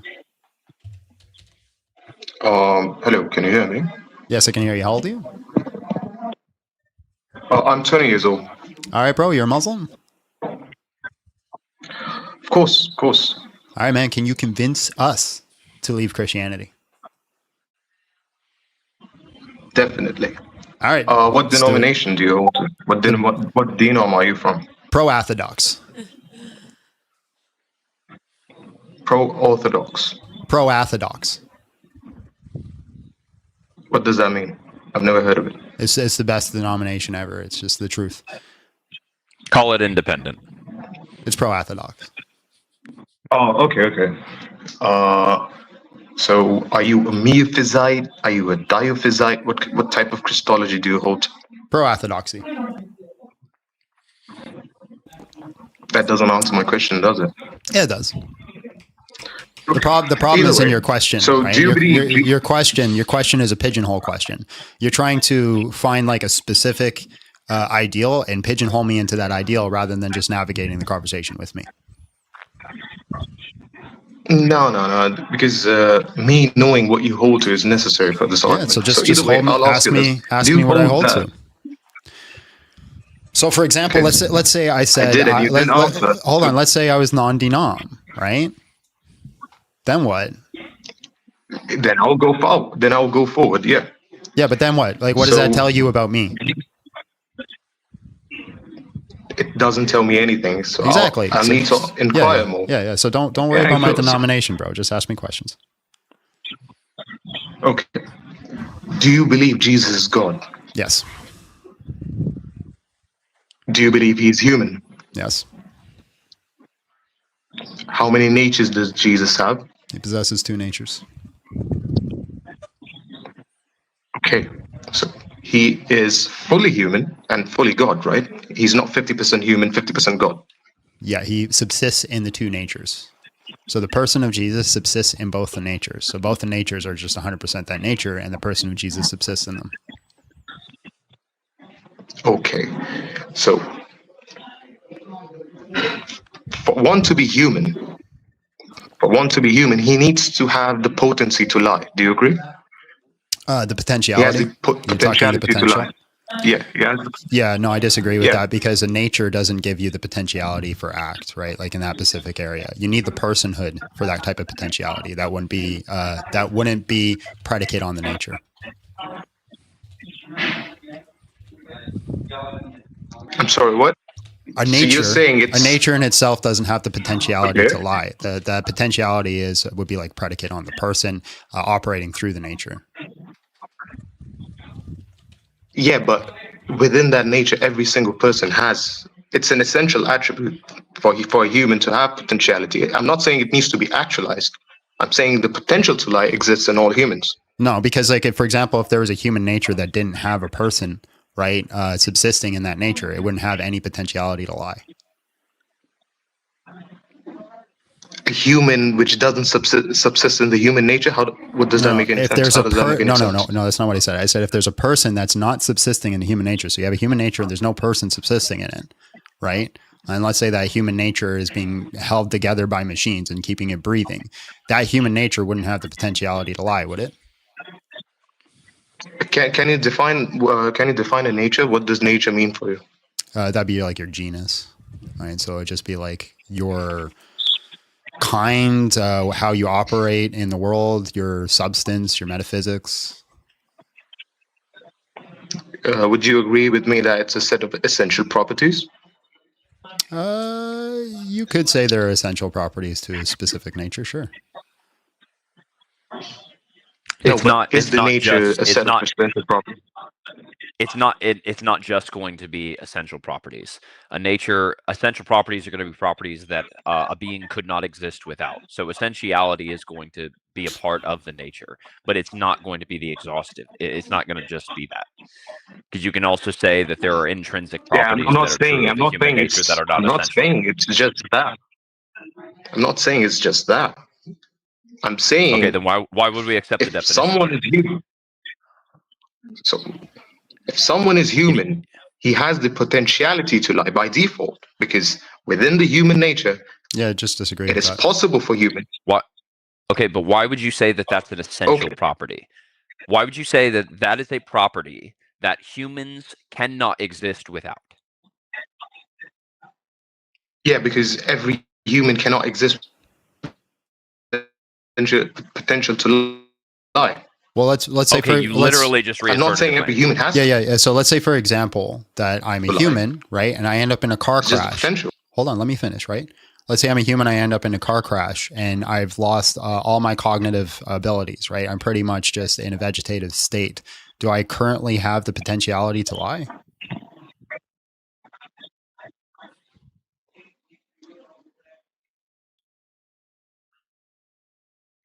Hello? Hello. I'm sorry, you're cutting off. Yeah, so if I'm in a car crash. Can you repeat what you said? Yeah, I'll repeat it. I'm in a car crash, and then that car crash it made me lose all my cognitive abilities, and I'm for all intents and purposes in a vegetative state. And there's no way I'm going to come out of that vegetative state. Do I currently have the potential to lie? No, you don't. Right, but I'd still be essentially human, right? Yeah, I agree. Yeah, so then that entails that lying is not an essential property. Sure, I agree. Yeah, oh, good. Dope. Although we keep losing you, so you keep losing connection coming back, so. Am I still there? You're here now? Let's give it another shot. If you cut out again, I'm going to have to jump on. Nothing on you. You seem like a nice guy. Oh, I'm nice, bro. Yeah.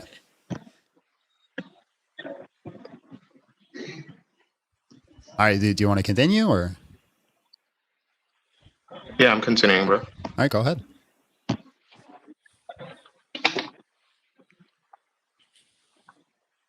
All right, man. Well, I think there's too much of a delay in connection. So I appreciate your time. Appreciate you being cordial. God bless. A W concession. I appreciate that. And we got to reward that type of behavior. So no insults, no mocking, no, we got him. W in the chat. We appreciate you. Thanks for coming up.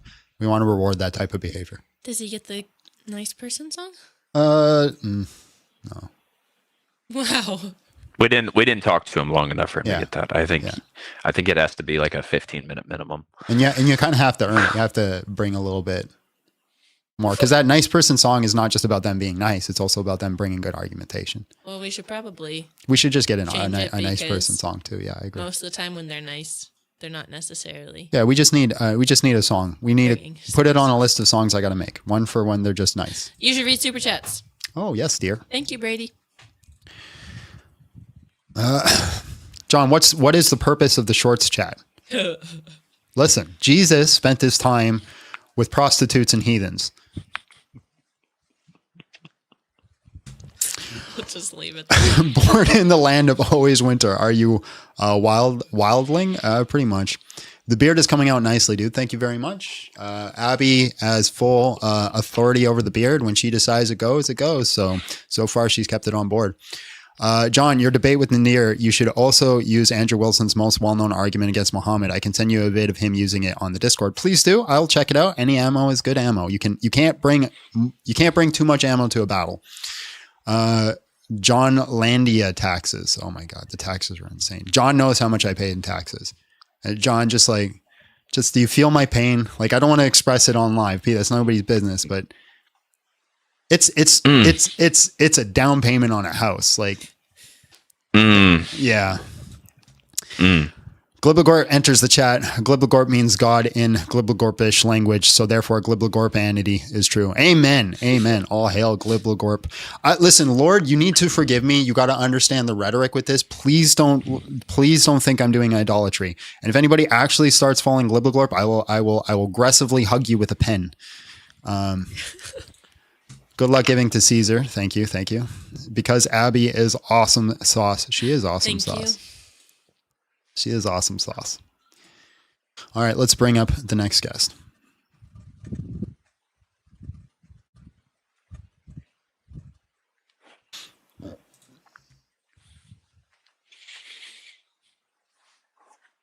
The Muslims today have actually been pretty. Well, we could very nice. The first two. First two were a little rough. You weren't here, but you I wasn't here. Okay. Spokta. Hello, how are you? And just real quick, how old are you? Hello, how are you? And just real quick, how old are you? Hey man, I'm 26. All right, you're a Muslim? Yeah, I converted recently. You got some background noise. I don't know what's going on there. Me neither. I've got no idea. You think you could try to solve it? Because if not, we're gonna have to move on. It's very sharp. And maybe like, oh, Is that better? Yeah, appreciate your time. Sorry, bro. Oh, that was brutal. That was squeaky. Yeah.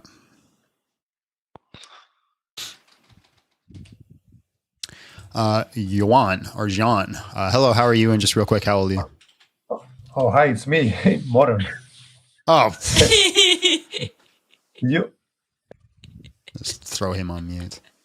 We don't want him up here. Can't you read? Listen, I'm going to give you a shot, but like you got to know how to read. What do you want? That changed. That was changed. That wasn't like that earlier. What changed? Oh, I must have misread the I thought it was. No, never mind then. It was there earlier because it was still on from when it was on live last time. No, I must have misread that. Okay, sorry about that.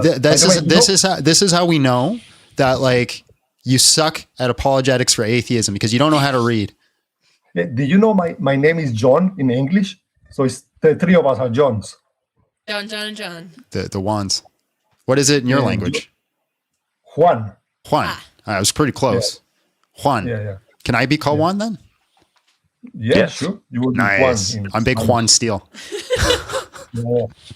Okay. All right, bro. Because it's you and because you're incredibly handsome, what do you want? Okay, that's very nice. So I can, Little John has debated like the Muslim guys on the Trinity. I've seen that. Mm. Right? So would you like to tell me how does Little John solve the logical problem of the Trinity? The one about how the Trinity violates the transitivity of identity. I'm pretty sure it's going to be by holding to aspect Trinitarianism, right? Mm-hmm. Yeah. Is it? What is that? Is that social Trinitarianism? Monarchical aspectivalism. What does the moral postulate? I could go into it, but I know John doesn't want me to. No, you can. So I'm taking on the model too. I have 3 papers I've been reading on it. Model. No, I ditched it because I'm on fan side. I don't want to argue with people about sortals. Amen. Yeah. So aspectivalism, it utilizes a couple of things. But before you go into it, just use better language so it doesn't sound heretical. It's not heretical, ladies and gentlemen. I've read it, but John speaks in a way that makes it sound heretical. Wait a just second. Be careful. How do I use it? Just don't say in a sense there's 2 gods, all right? Or I'm going to find you. That's just in reference to terminology. But anyway, yeah, you don't have to say that. So monarchical aspectivalism, first, it uses monarchical Trinitarianism. Monarchical Trinitarianism is going to be substantiated to where the Father is the source of the Son and the Spirit, right? That is not going to say that there's a distinction in their ontology. There is one God. That God is the Father, and then that essence is shared among the 3 persons. Now, when we say aspectivalism, there are things called powerful tropes. So a trope is going to be something that is a single instantiation of a unique thing, or of a unique kind. So there are no other things like it, right? When we say that there is a powerful trope, it's just going to be that powerful trope, it is a unique instantiation of a specific kind. And I'm using kind there. Correct me if I'm wrong. A trope here would be like redness, right? So yeah. Unique redness though. Yeah. So it's not something that like it's not a powerful trope is not going to be something like redness simpliciter, but a powerful trope is going to be that there is only like a unique sense of this. So redness is kind of different. But when we were talking about the nature, it uses trope theory, in which we say, hey, there is this trope, and this trope is the divine nature or the divine essence. And then the persons are what's going to be qualified as aspects of that divine essence. They are not separate. They are all a part of that powerful trope. And so that's going to be... They're not a part. Yeah, I know. Yeah, part. Yeah, I heard part. Not a part. Yeah, not a part. It's not. See, so that's where you mess up. Yeah. They are. See, now you're throwing. Yeah, it's not partialism. They are all subsisting in that powerful trope known as the divine nature. So the persons. The only analogy that I like for this is imagine the magnetic field on planet Earth, right? You have a singular magnetic field, right? This is what it is. And then in that magnetic field, you have a North Pole and a South Pole. They are distinct from each other, but they're not parts of the magnetic field, right? It is what the magnetic field is. Like you can't separate the North Pole and South Pole. That's not a thing you could do. Right, sure. But you cannot say that the North Pole is identical to the entire magnetic field either, right? That would be incorrect. Yeah, that's correct. The sun is not the sun is not identical to the Father. No, but I mean numerically identical, but the sun is supposed to be numerically identical to God, right?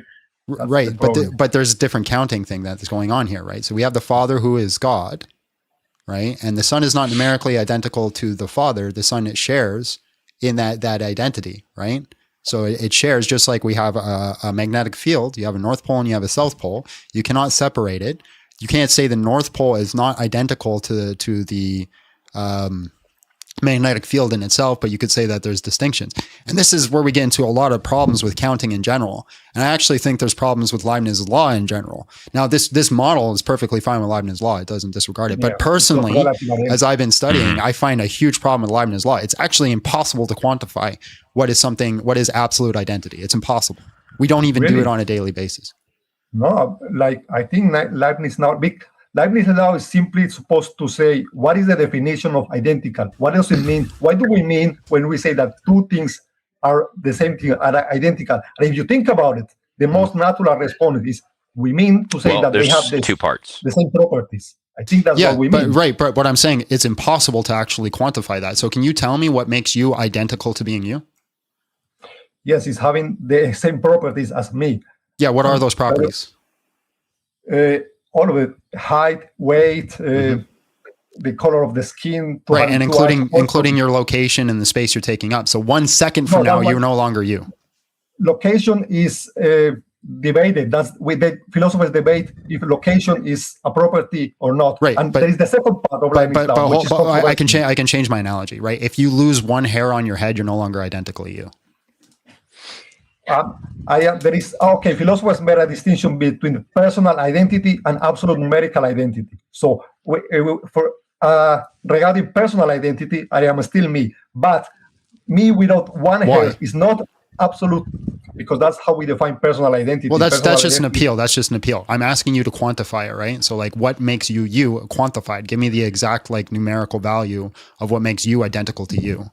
Now, mathematically, absolute identity works, right? Because we could say one is numerically identical to one. But I'm talking about metaphysically in our real world. We have no way of quantifying absolute identity. I mean, it's not a quantifier thing. It will be an essence thing.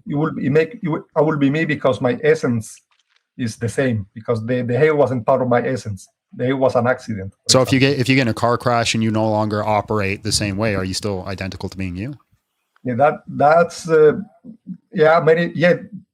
that point, what people will point out is that there is something called spatio-temporal continuity, because there is spatio-temporal continuity between me and the previous me. I still counts as me, just like the sheep, just like this. But are you numerically identical to the person before? No, we are not absolutely numerically identical. But you'd still be you, right? Yes, in a personal identity kind of way. So again, philosophers separate personal identity between absolute numerical identity. Sure. So you get the issue of like the Leibniz law of quantifying absolute identity, right? Because if we say Jesus is God by his relation to the nature, right? And you're saying, well, there's a problem there because there's an absolute identity because he's not numerically identical to the Father. The issue is like, how do we quantify these things? And again, listen, you can hold to aspect. I can never say it right. What is it? Aspectivalism. Yeah, you can hold to that and still believe in Leibniz law. I'm just bringing up a contention that people use Leibniz law as just if it's the rule we must all abide by, because why? Like, I really think there's a lot of problems with it. Yeah. If you want to understand sorry, just really quick. If you want to understand this, you can either read Sijuwadi's paper, which is extremely analytical and annoying to read, so you have to read it like multiple times, or just the other day, like Friday, I think it was. Video on Inspiring Philosophy Academy. No, I wouldn't watch that. I think they go too off track on that video. A video on I was watching that. I actually sent some questions. Or a super chat. I'd say read the papers. Just read the papers, man. Yeah, I'm gonna have to look at that again because it can be complex. Well, not everyone likes. Not every. But that video doesn't go into detail enough, and they keep going off rabbit trails. That's what bothered me about that video. So I mean, he said he accepts Leibniz law, and the only guys who have a problem with Leibniz law are the relative identity guys. If you are like a social Trinitarian guy, you can accept Leibniz law. It's no problem, right? So. That's not true because Leibniz law didn't really become a thing until the 1600s. So everybody before that, they primarily counted with division. They didn't count by identity. I don't think so. I don't think that's the case. Yeah, they counted by division. You know what counting by division is? It's counting parts. It's not counting parts. Yeah, you think a guy was counting how many pigs he had. He was counting by divisions. He was counting 1, 2 pigs, 2 pigs, 3 pigs. He was counting normally. People count I'm talking about philosophers, not everyday people. Okay. Yeah, philosophers. Yeah, philosophers counted by division.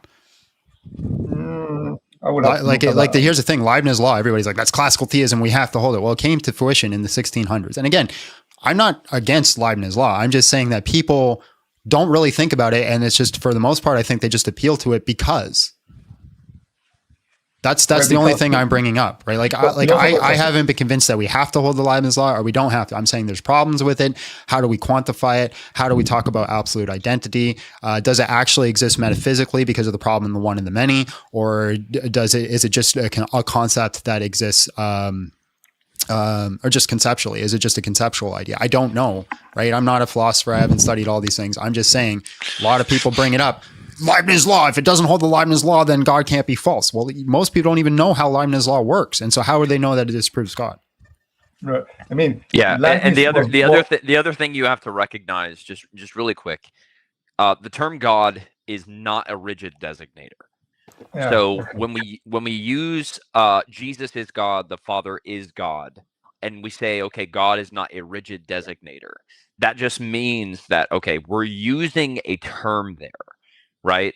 The term is explaining what it is to like be divine, but the term itself, because it's not a rigid designator, it doesn't just have the same meaning, because we can predicate God to many different things that are not going to mean the same thing. If I say Zeus is God and I say Jesus is God, I'm not using God in the same way and in the same sense, right?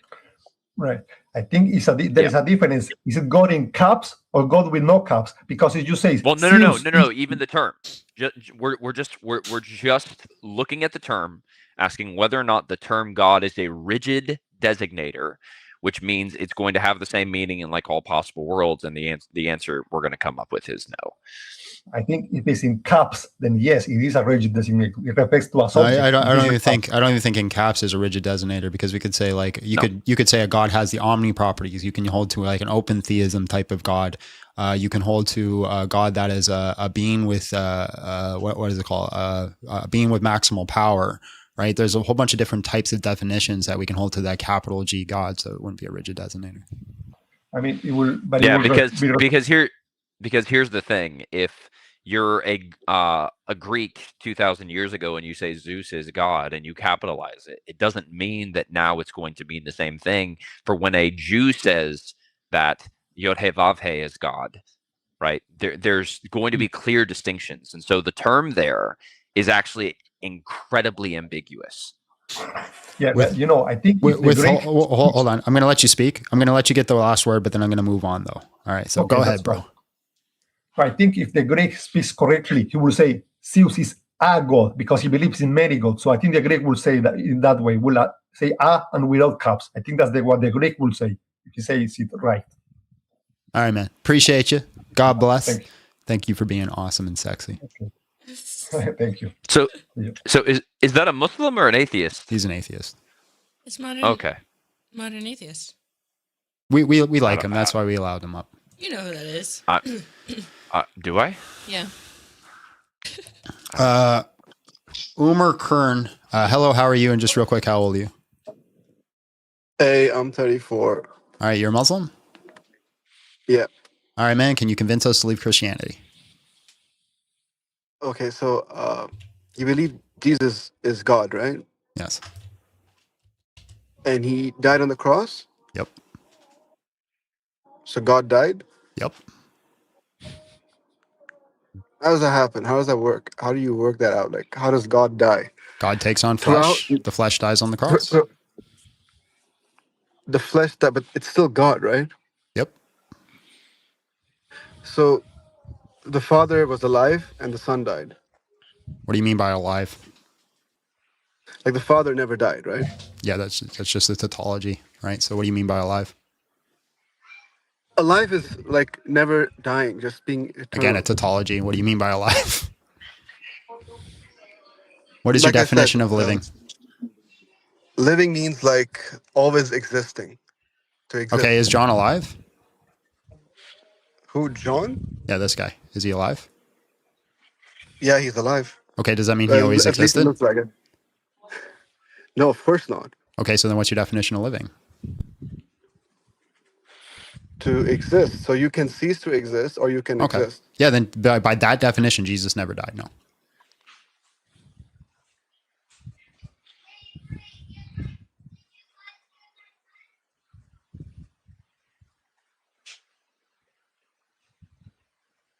Hello? Hello? Yeah. You still there? Okay, dokie. Hello, can you hear me? Oh, there you Hello? are. Yeah. Okay, yeah. There you are. Yeah. Sorry. All right. So again, No, by I'm your saying, definition, Jesus never died. No, I'm not going by my definition. I'm saying, I'm just asking. Like Jesus apparently died, right? Not according to your definition. No. He never died. No, not according to your definition, which be to cease to exist. Jesus never ceased to exist, so he never died. So he didn't cease to exist in the cross. Like he didn't just die. Kept existing. What is your definition of dying then? Dying is when your body stops operating in unison. Yeah, the ceasing of biological function. Okay, so God's body ceased to exist or ceased to operate. Is that what you're saying? Yeah, it's the human flesh stopped operating in unison, right? And so the mechanisms that keeps one living stopped working, so therefore he became dead. But yeah, okay, I can agree with that definition. So isn't that a contradiction to what God's essential properties? Like God should never fail God doesn't to have a operate, body. let's say. No, because the contradiction can only be in the same way and in the same sense, right? So if I said within the divine nature, God is immortal and not immortal, right? There would be a contradiction there because it's in the same way and in the same sense because it's only being predicated to the divine nature. But that's not the Christian view. The Christian view is there's something called qua, right? So qua humanity and qua divinity. Qua divinity, God is immortal. We completely agree. Qua humanity, God, Jesus, experiences death. And death is the ceasing of biological function, which just means like the body dies, like the body stops operating. Okay, so what stops us from interpreting anyone or anything can become God? Like, let's say, for example, tomorrow someone comes up with a religion, like Hinduism, for example, and they claim like this tree is God, right? And they will have their philosophical and What does that have to do with anything? What does that have to do with? I'll explain to you if you just let me complete my point. Anyone can claim that this person or this creation is God, and they can have logical explanations or reasoning for it, right? But at the end of the day, we have to draw a line and say, well, no, this can't be God because of 1, 2, 3, 4, right? Like so No, tomorrow, I if completely disagree with no, everything you're saying. Where do you get your standard of what God must be? If I claim to be God, how do you disprove me? So that's just answering my question with a question. Where do you get your standard of the qualities of God? Well, it should be through revelation, and also why should it be through revelation? Can I complete?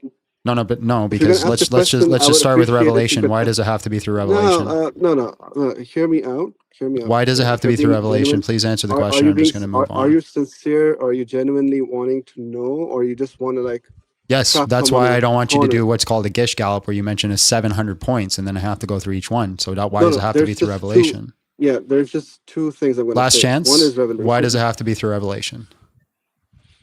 Why does what have to be through revelation? Knowing who God is? Yeah. Because obviously God is far, greater than we are. So our minds are limited. So we can't know enough information about him.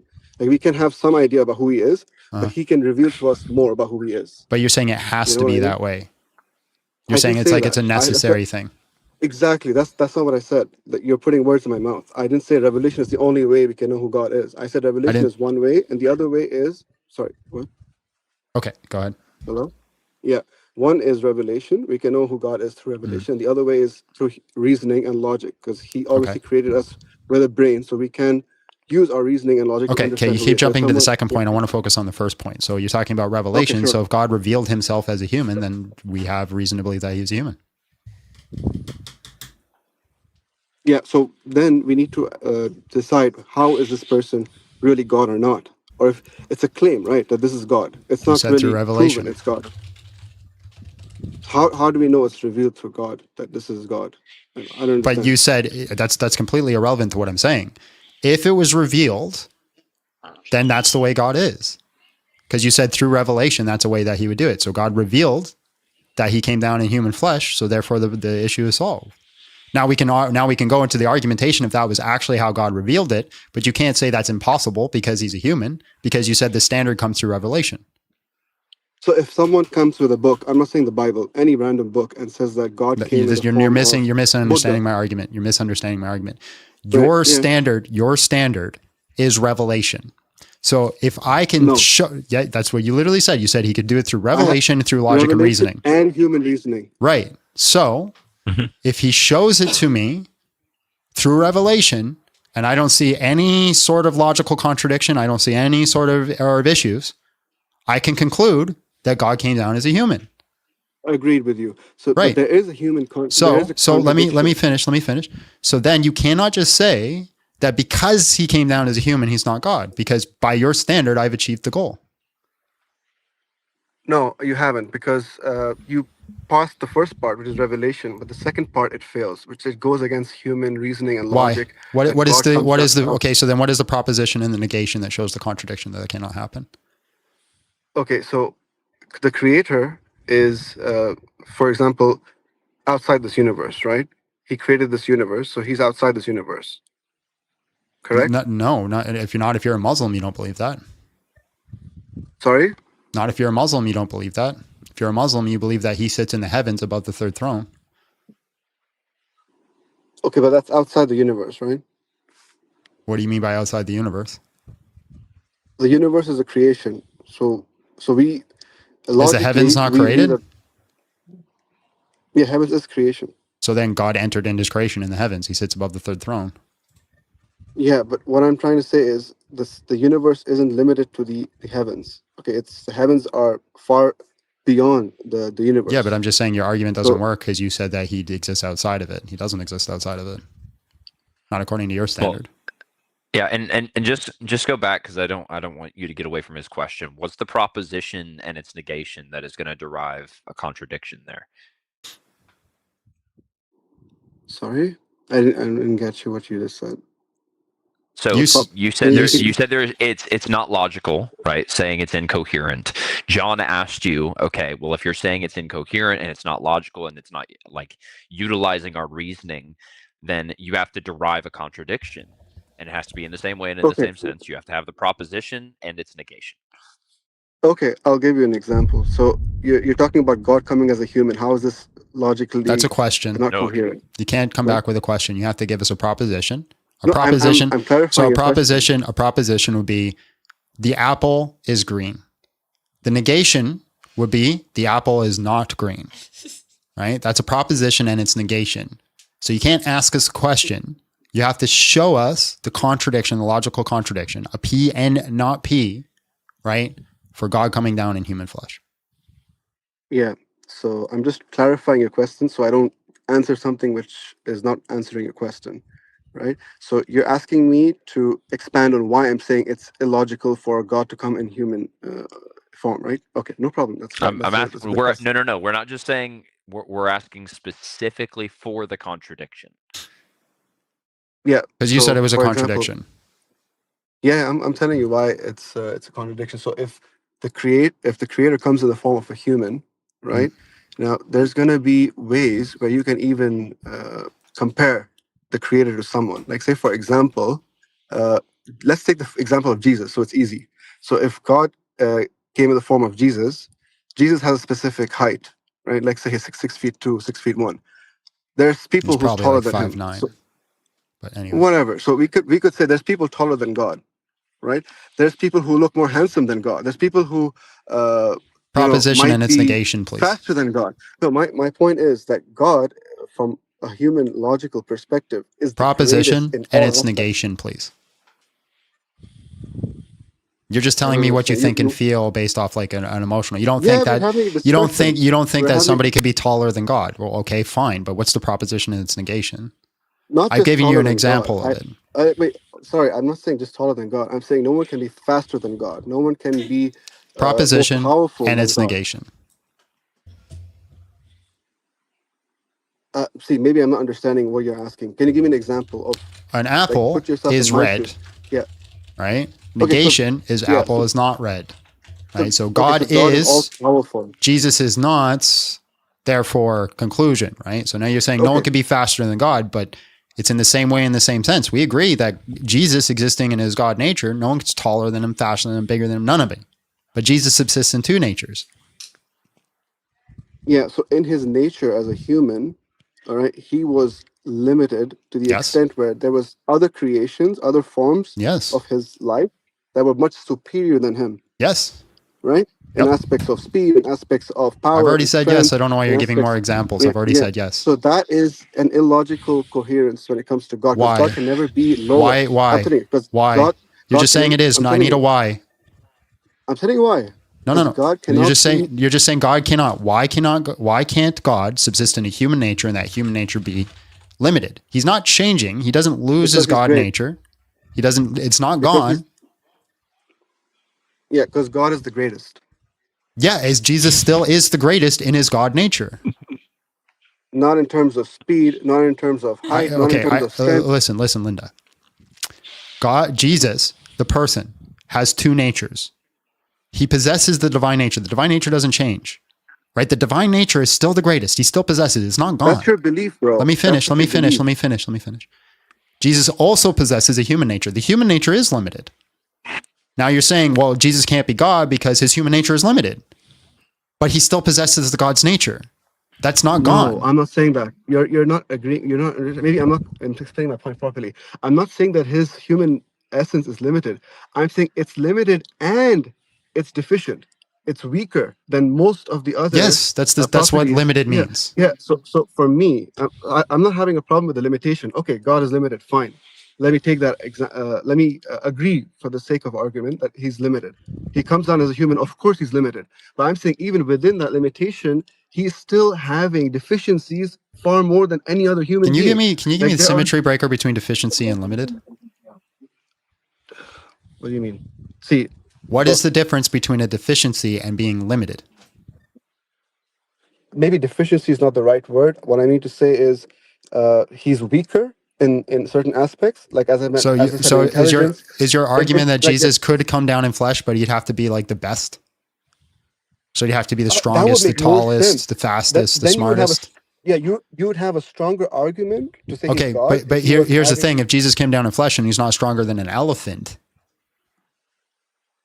is he still God? I'm talking about humans. I'm talking about answer the humans. question, please. If Jesus came down in flesh, he possessed the human nature. You admit there's no contradiction there, but he's not stronger than an elephant. Would he still be God? No. Okay, so Like I said, your argument is that he can't limit himself. He's not the No, he's not the strongest. Okay, he's not the most knowledgeable. He's not the most Dog, intelligent. stop running from my questions, right? So Jesus comes down. He's not stronger than an elephant, so therefore he's not God. Okay. Now he's stronger than an elephant, but he's not stronger than a blue whale. Is he still God? No, I'm not saying that. Okay, so now Jesus comes down. He has human flesh, but he's literally stronger than every being in the whole universe. Is he now God? He's the greatest in all. But please let me, please just answer my questions. Is he stronger than every being? I don't need your help. I'm fine on my own. Right? So Jesus is stronger than every being in the whole universe. Is he? Would you let me finish my sentence? Right? There's this part, I don't need you to save my time. There's a part where you keep putting a period in the middle of my sentence. And if you keep doing that, I'm going to put you right back into the queue. All right. So now let me finish my sentence. Jesus is stronger than every single being in the universe. Is he now God? No. Okay. So your argument is stupid, right? Because your whole argument is he can't take on flesh. That's what I'm trying to say. That's why I'm interrupting you. All right. So I'm going to make you make it formal then. Here's your chance. Make it a formalized argument. If it's not a formalized argument, I'm going to jump on. I'm saying in every aspect of being a human, not just strength. I'm talking about everything: knowledge, intelligence, strength, speed, everything. He should be the greatest. That qualifies him to say, you know what, guys? All right, appreciate your time. It gives, yeah. He was voted off the island anyway. All right. Nor why. Hello, how are you? And just real quick, how old are you? I appreciate your time. I'm going to give the next one to John because I got to use the bathroom. Oh, we have no one in the queue. Yeah, that's about right. Still going to use the bathroom. Question time for John. John, can you see the chat? Here, I can pull it up. I have it right on my phone. Whose chat should I look at? YouTube or TikTok? Probably YouTube. TikTok is cursed.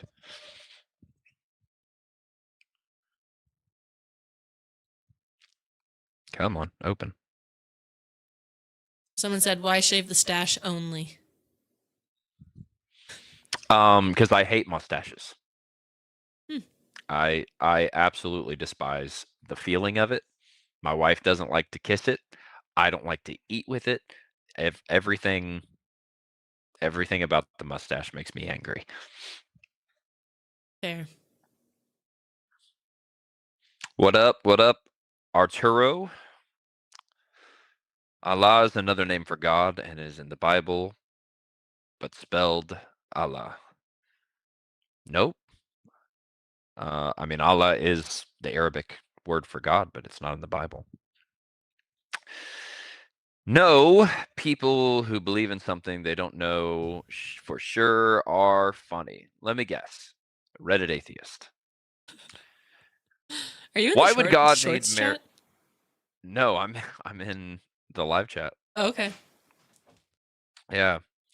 Have you read the Quran? Not in its entirety. No. Don't lie. You don't have a wife. Not only do I have a wife, I have 4 children from the same I thought you woman. were about to say you had 4 wives. Unlike your mother. Not only do I have one.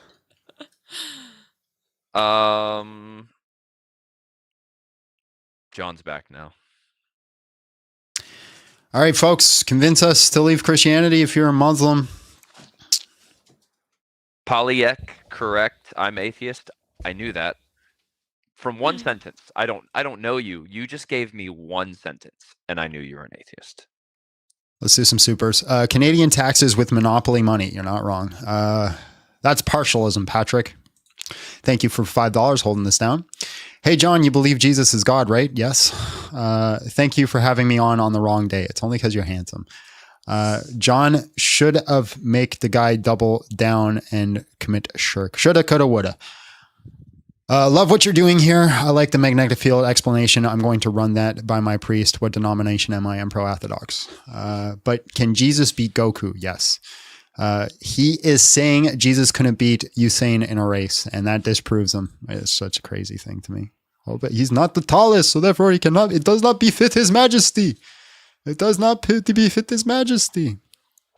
We could change the topic. We could. I kind of want to go on the attack and say Islam is false, or Muhammad was a P3DO. I'm good with either.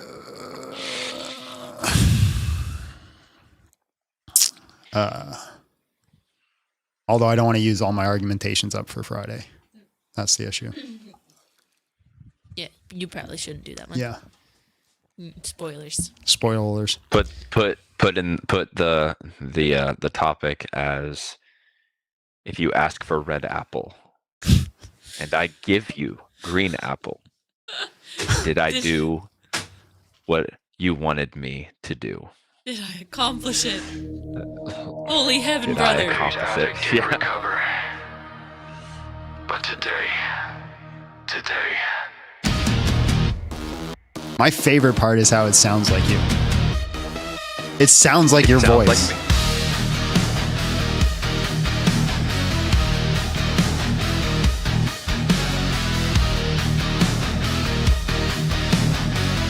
For those who don't know the lore, I debated a Muslim, and he said, if I ask for a red apple, or something like a red apple, and I said, if I give you a green apple, then, Servant. did I do what you wanted me to do? And Hello. Homie would not answer the question. Hello, how are you? And just real quick, how old are you? Servant. Going once, going twice. He's out of here. No, nor why. Hello, how are you? And just real quick, how old are you?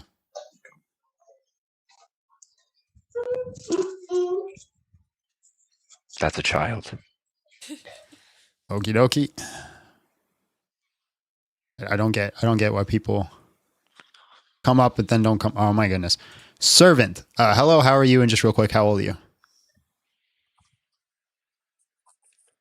Can you hear me? Yes, I can hear you. How old are you? Well, I could hear you, then you just muted yourself. Oh, I thought I was muted in the first place. No, how old are you? I'm 24. All right, you're Muslim? Yeah, of course. All right, can you convince us to leave Christianity? I mean, it's up to you if you do. I do think Christianity lacks continuity theologically with the Hebrew Bible. I think, I suppose the starting point would be Numbers 23:19, where God says he's not a man.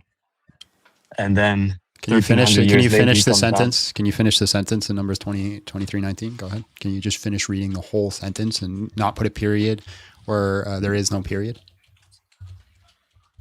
I mean, the verse goes, if I'm not mistaken, God is not a man that he should lie, nor the son of a man that he should change his mind. Why did you put a period where there was no period? I mean, the verse is clear when he says he's not a man. Why did you put a period where there's no period? Yeah, I'm explaining that if you would let me finish. No. I don't need your explanation on how he's not a man or his ontology. I'm just asking you why you put a period where there's no period. Why didn't you want to read the rest? Yeah, I was explaining that. Then you interrupted me. You're not explaining. I can interrupt you. It's not a problem. I can give you an answer to your question. Just let me finish. All right. So here's the deal. If you don't answer my direct question, I'm going to boot you. Is that fair? Yeah, I mean, that's fair because I was given a direct answer. So if you boot why me, did you put a period where there's no period? Go ahead. Nah, the verse says that he's not a man, and then he gives characteristics of what a man is, right? God is not a man that he should lie, or nor the son of a man that he should change his mind, which are characteristics of a man. And he says, I am not that. John, did you think he answered my question? No. Should I boot him? It was part of the deal. My question my question was not answered. I mean, you answered a different question I never answered. Okay, so if I show you a verse where God in the Old Testament says he's a man of war, what are you going to do? You can show me that. That's not a problem. That's not the question I asked you. That's not the question I asked you. That's the second question you're not answering. And I gave you grace on the first one. Nah, there's no grace. You can ask me questions. Appreciate your time. There's a verse. There's a. Nor why. Last chance. Hello, how are you? And just real quick, how old are you? Yeah, third time's the charm. Awesome. I'm hey. I'm sorry about that. I'm 30 years old. English is definitely not my first language.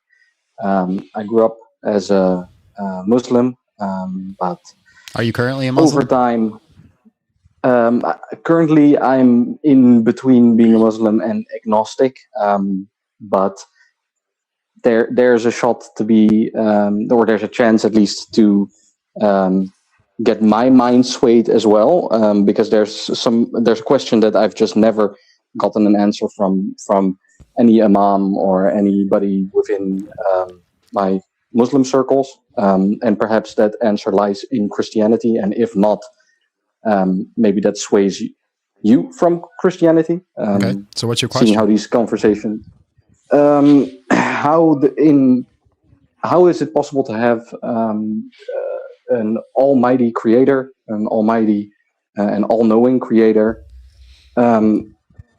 that knows what kind of decisions I'm making before I enter the realm or I enter this planet, while already knowing which decisions I'm going to make, what not even what is the purpose of any of this, but how is that free will? John, you want to give a Frankfurt case? Sure. Knowledge is not causal, first off. Knowing something does not cause the outcome. So what John is mentioning here, a Frankfurt case. So for example, so this is it's a philosophical idea. Let's say there was a mad scientist, okay, that while you went to sleep tonight, snuck into your room, gave you anesthetic, and then performed a surgery that put a little chip inside of your brain, okay? Now, this chip is going to do something very specific, okay? Let's say the next day you had to go and you had to vote for like an election, right? So whether you're Democrat, Republican, you actually, if you don't speak English that well, you're probably not American. So anyway, but let's just say you had to vote for an election between two options, option A and option B.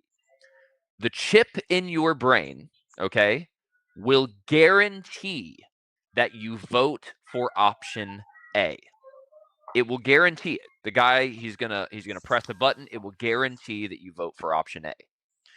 When you wake up in the morning and you go to the polling booth, instead you vote for option A of your own free choice, right?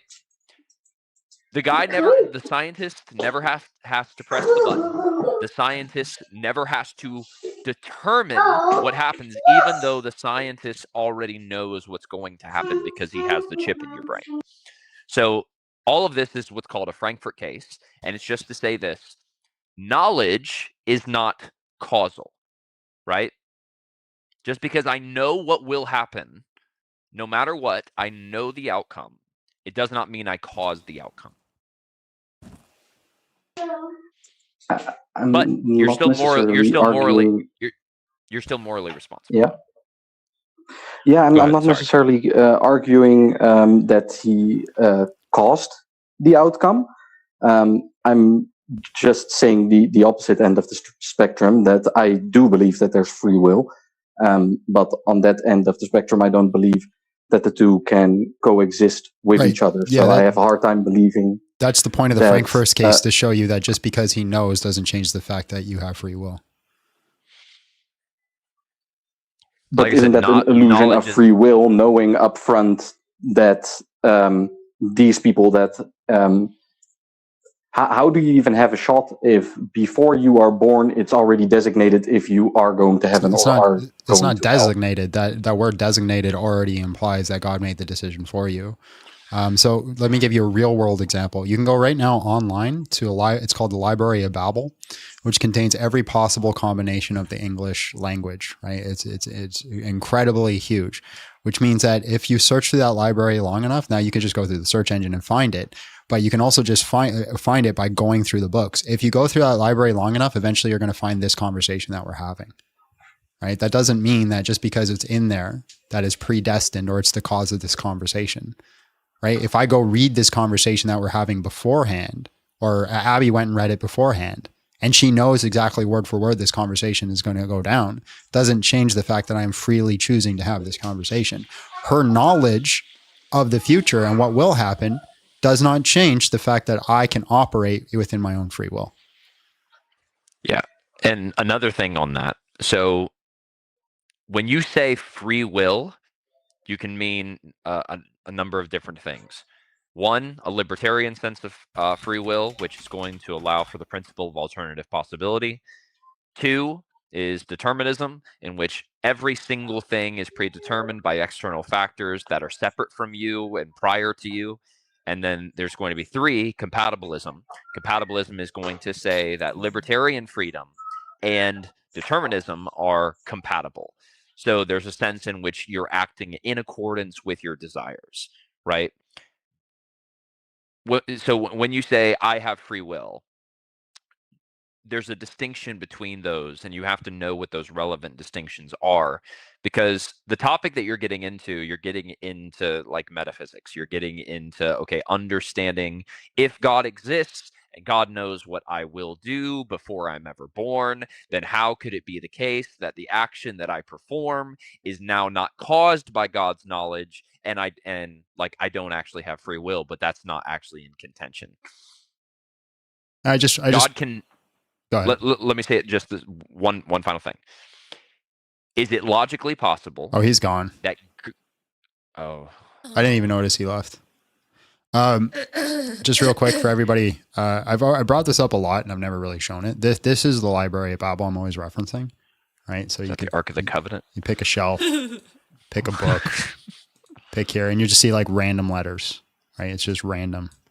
Page 1 of 410, single page. You can also go like random page. And it's just every possible combination. But if we search up, if we go back, hold on, how do we get back to the same, back to portal, right? If I search, and if you think you search it, it doesn't, it finds it. So John says that Big John is super sexy, right? Search, right? And we can find those combinations of those letters, and it tells us the location. So like right here, John says that Big John is super sexy. Page 66 of 410 of this hexadecimal point. If I give you the hexadecimal point, the page number of 410, you will be able to find it without typing in John says that Big John is super sexy. So it already exists in the book. So like everything that's ever been said in every possible combination of the English version of the alphabet, right? So obviously the alphabet's used in different languages, exists in this library, which means every conversation that you've had has already been written down. That's a real thing that actually exists in this world, right? Because it's just every possible combination. So just because it's written down doesn't mean, right? Right here, John says that Big John is super sexy. There it is in there. It's going to show up in multiple places. Does not mean. So if I said something, go ahead. No, go ahead. You're good. No, what I was going to say is stupid. Continue like your actual point. Yeah. So literally everything that's ever been said is written down in this book. Just because it's written down doesn't mean that we don't have free will. Now you could take like a concept of like middle knowledge, where God has like a middle knowledge. He knows every possible thing. So you just simply say that God knows this book, right? He's always known everything that's written in this book. That means he knows every possible thing that could ever be said ever. So that doesn't necessarily negate the free will.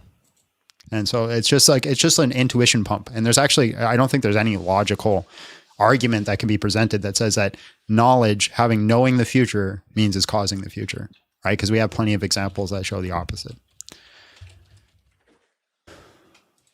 All right, let's bring up another guest.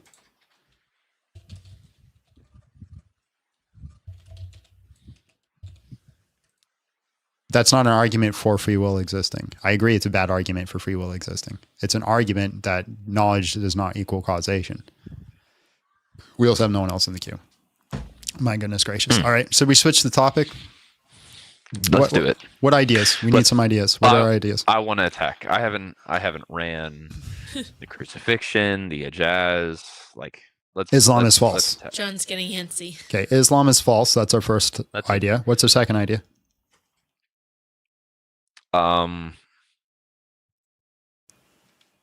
We could just remove the Muslim topic and just like take on anyone. We can take on anyone. I haven't talked. That's no fun though. Yeah. No, we're both biting at the bit to go at Islam. If you, we're not doing the abortion topic.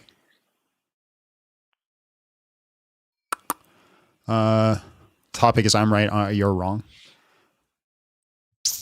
One thing I want to do eventually, but I'm not going to do it today, is convince me swearing is sinful. Oh, and that's going to go swimmingly. I'm not going to be here. I'm just gonna I'm gonna watch from. I'm gonna be a little troll in the chat.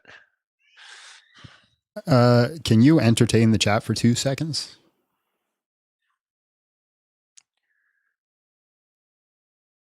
Have you been working hard? Have you been making money for food, for family, for resources, a roof over your head? Well, if you have those things, you have the necessities to life, which means you have extra money that you can give to this channel, this ministry, I may even say, Big John Steele on YouTube. So go ahead, throw in a super chat. Go ahead, throw in a donation to the Dono Bar. If it hasn't been filled, that is. I don't actually know because I can't see it. But we just want to encourage you. We're here to grift. Grifters for the gospel. That's what they call us. So let us grift as you give.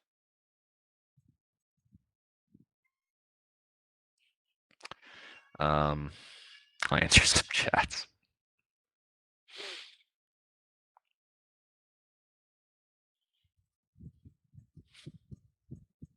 God will provide. Don't spend your money.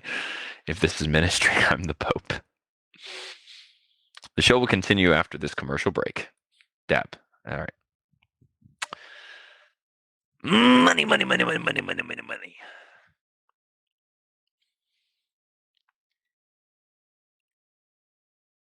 My gosh, all these atheists. Y'all are... Is Abby gone too? I think everyone's gone. I'm just left here alone. I'm trying to answer, but all of your comments are dumb. I concur. All right, we're going to switch it to Islam is false. I was going to do a Q, but I can't think of any other ideas, so we're just going to switch it to that. Do it. Hold on.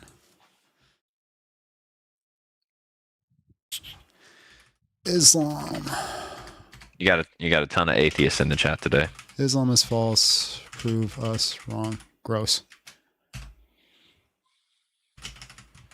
Win a taco. There we go. Win a taco. There we go. There we go. I grifted for you while you were gone. Thank you. You're welcome. Hello, how are you? And just real quick, how old are you?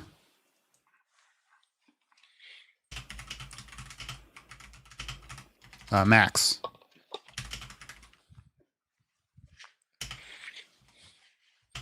Like from a Goofy movie? I guess so. Hello, how are you? And just real quick, how old are you?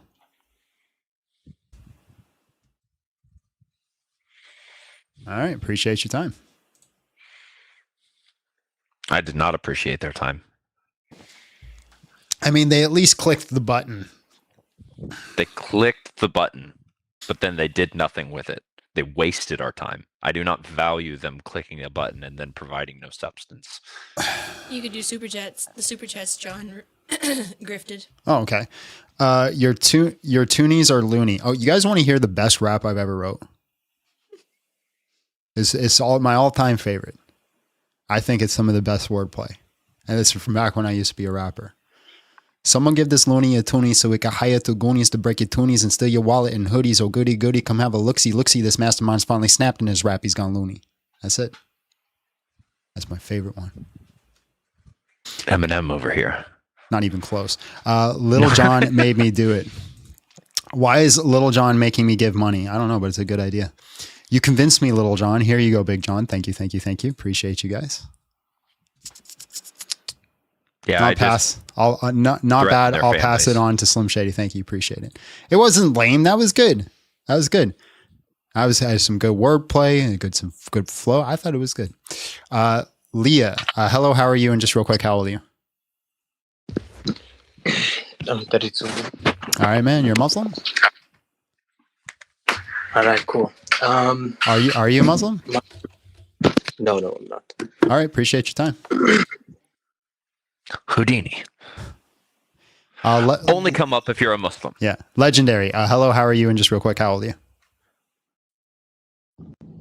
You said, did he say only come up if I'm a Muslim? I'm not a Muslim. I appreciate your time. At least you're honest. At least you're honest. Where's all the Muslims at? What has been going on lately? Have they all just gathered together and had a meeting and like, we're not going to, like, it used to be the fact you have to beat them off with a stick in these lives.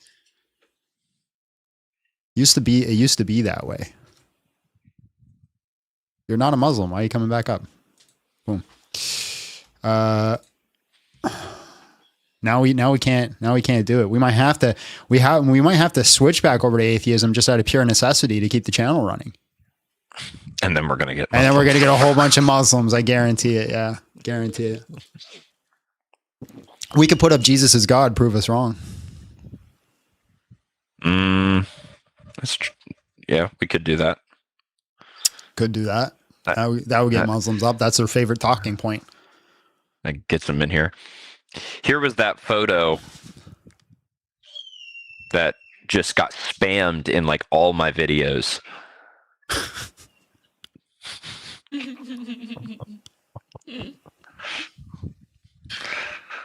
That's great. Oh, and here I also screenshotted this because I thought it was funny. The one you were talking about. Yeah, that's me being bald. Yeah. What the freak?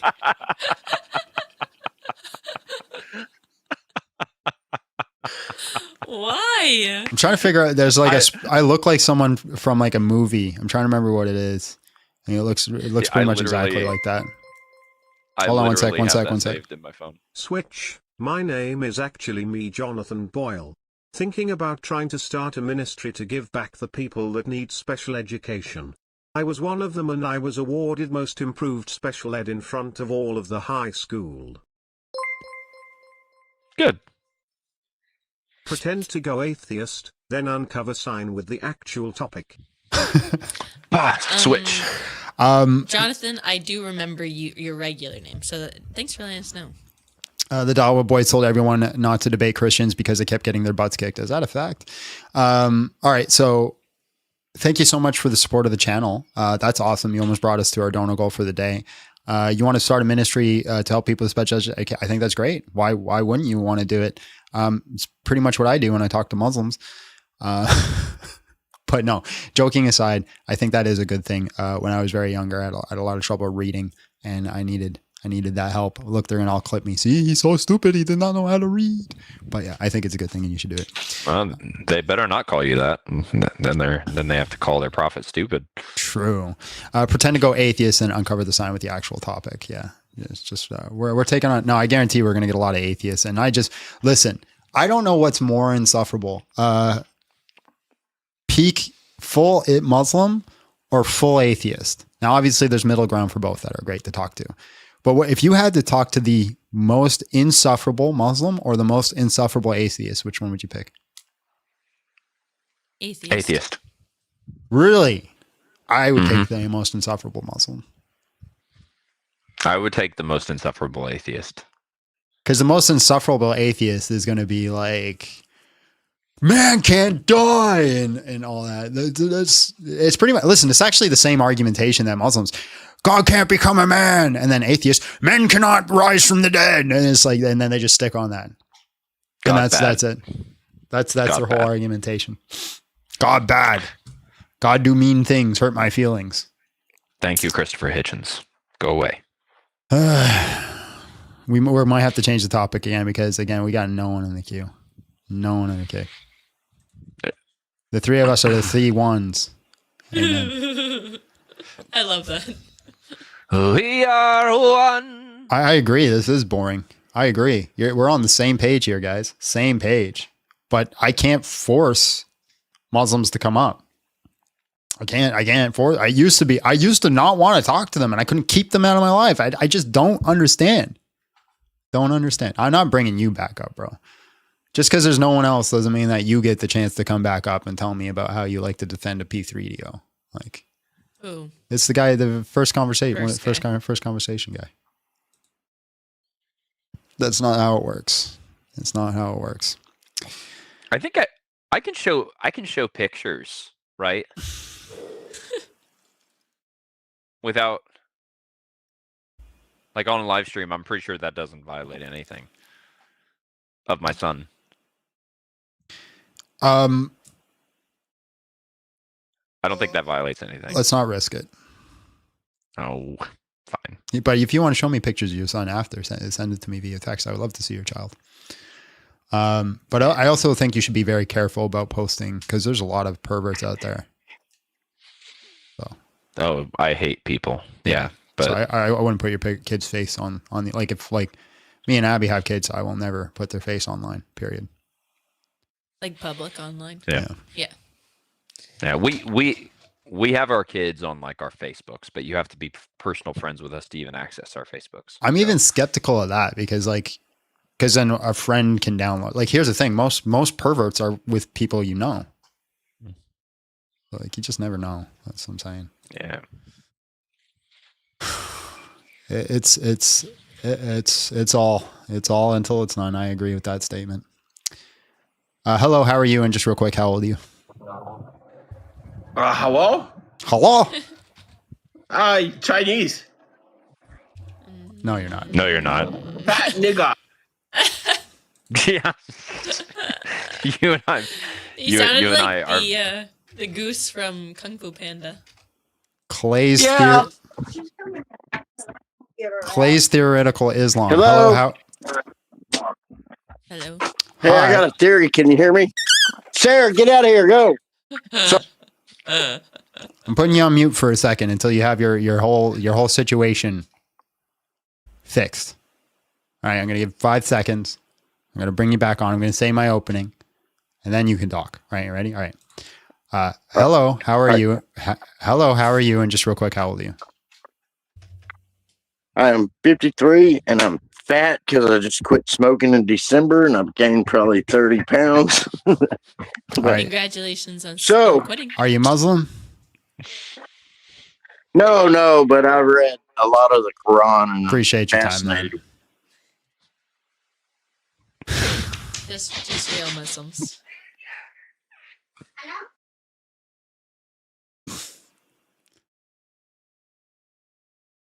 My favorite argument is like, oh, you know who we didn't find in the Epstein files? Muslims. Yeah, because they didn't have to go to Epstein's island. Just went to their home country. All they had to do. And also there was Muslims in the Epstein file. It's also just false. All right, we might just call it a day then. An hour early. I just need $10. No one's going to send it because they don't want you to stop. $10. But I mean, like, why do they want us to keep going? No one's coming up. We have no Muslims. They're hoping. No Muslims.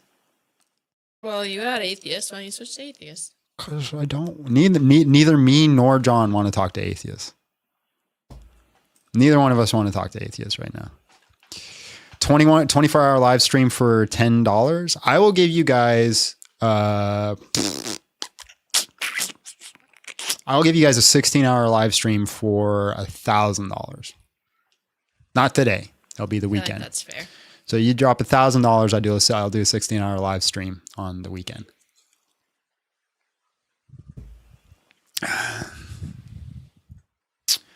And I guarantee it's going to be this.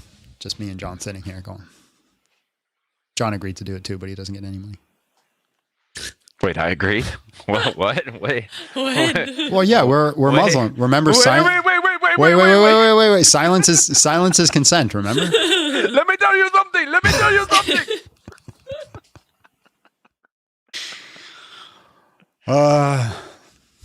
And we just got our $10. Topic: Ma is a follower of Satan according to Quran 15:39-41, 53:19-20, 69:44-46, Sahih al-Bukhari 44:28. I could put up Muhammad's pretty terrible, or not trustworthy. I'm throwing ideas at John. Asking you shall $10. receive. Thank you. Wait, we got the 1,000? No, we didn't get 1,000. I'd be way more excited if somebody did $1,000. Did someone just say be less submissive? Me? Yeah. No. Like, why? I'm in my feminine era. Don't judge me. It's 2026.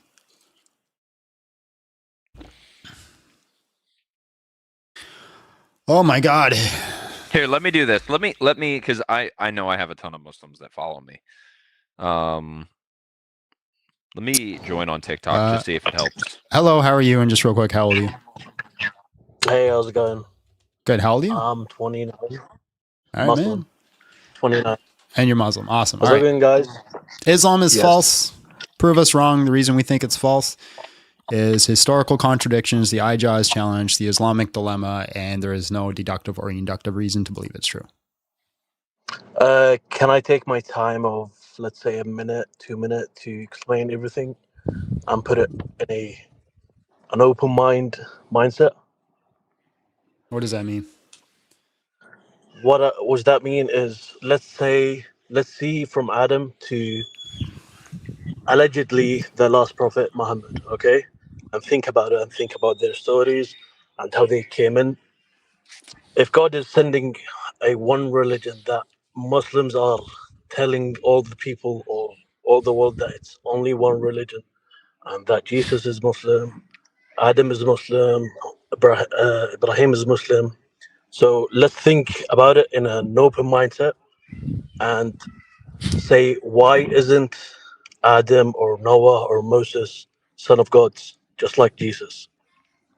Okay, You know? just a quick question. If Jesus is Muslim, why does the early church, right? And the early church, we have writings that date within the same century that the Gospel of John was written, right? So this would be within the lifetime of Jesus' disciples. Why do none of them think that he was Muslim? Why do none of them give Islamic teachings? I'm not saying Muslim because it's a religion, although, you know what I mean? It wasn't created as a name. Do you Islam think was as a religion. Jesus preached the same thing that Muhammad preached? I believe so, but it wasn't exactly like it. Like Moses, my question remains: why doesn't the early church teach what Muhammad taught? it's not okay. I can explain. Did Jesus teach the same as Moses, or did he add something? Yeah, my question with a question. Yeah, that's what I'm saying. Not all I'd rather you just give me an prophets came with the same explanation. message. If Jesus preached the same thing as Muhammad, that's your claim, that he preached the same thing as Muhammad. It right? was the same way or the same gem. You know what I mean? Right, great. It's like So believing in one God. then why doesn't the early church teach the same thing? So, for example, First Clement, right, is within the same. It was written while the disciples were still alive. That is not Islamic teachings. That's Christian teachings, right? Same thing with the Epistle of Barnabas. Same thing with Ignatius. These are all really early writings that teach Christian theology, do not teach Muslim theology. If Jesus was a Muslim, if Jesus was a Muslim and taught Islamic theology, logically follows his apostles would also teach Islamic theology, but that's not what we see. We see his apostles and their followers teaching Christian theology. I'm with you with that. Islam as a name, as a religion, as a thing, as something is known, it's not even there. It's not even there yet. Islam is an Arabic word that the Arabic language wasn't even there. It's not my So question. I'm going to have to stop you again because that's not my question. My question is, Jesus taught the same as Muhammad. Why don't we see the same teachings in the early church? There's some teaching. There's the same. Let's say I'm saying a story. I'll just put an example of how I'm not understanding you correctly. Okay. Let me give you a very specific example. The Epistle of Barnabas was written around 70 AD. So this would be around the same lifespan of the apostles. In the Epistle of Barnabas, it specifically says that we do not follow Old Testament law. That's a specific commandment. You as a Muslim believes that, we still shouldn't eat pork, that we should still follow the Old Testament law. These are the laws that Jesus followed. Why is it the case? Why is it the case the Epistle of Barnabas contradicts the Islamic teaching? Why does almost every early church teaching contradict Islamic teachings. But let's see what Jesus did. Did he eat pork? Did he? Not my question. Completely irrelevant to my question. Can you just repeat my question back to me so I know you understand it? I'm not gonna ask. No, look. What I see about the religion, I'm not gonna talk about its people. I'm not gonna judge it by its people. I'm gonna judge it by its prophet, by the creator of that religion. It was Jesus. Let's try this again. Jesus taught the same thing Muhammad taught. So then you would expect to see his followers teaching what Islamic viewpoints, right? It doesn't have to be like that. Moses, look at Moses and his followers. They corrupted their religion. Why did Jesus completely different thing. So your argument then is that Jesus, then your argument then would be that Jesus taught Islamic teachings, and then right away his apostles switched it. Let's switch it up. No. Let's say it. Muhammad was teaching the same. Why do you keep switching it up? There's a direct question I'm asking you. You keep going to a different point. Jesus taught what Muhammad taught, yes? No, Muhammad taught what Jesus taught. That's it. Great. So they taught the same thing. Why does Jesus' followers not teach that then? I have no idea. Okay, so when Jesus was teaching it, everybody was around him. It just went in one ear and went out the other? It's not one or two or three. It's a series of years that came in together. No, it's not a series of years, because again, the writings I'm giving you are within the same years that his apostles were still alive. So let me ask you something. If you're a leader of let's say a religion, just an example, and your companions or your friends are writing something that you're not even saying, should I trust them? No. What does it have to do with anything I said? Because I'm not gonna judge Judaism by the Jewish. I'm not talking about Judaism. I'm giving you an example. Can you still man what I'm saying? I am understanding everything. If you are, then you should be able to explain it back to me in a way that I would say, yep, that's what I'm saying, right? Maybe I'm not understanding you correctly, but it's like you're more of saying why did the Shia in Islam say things that they used to live around the time of Muhammad?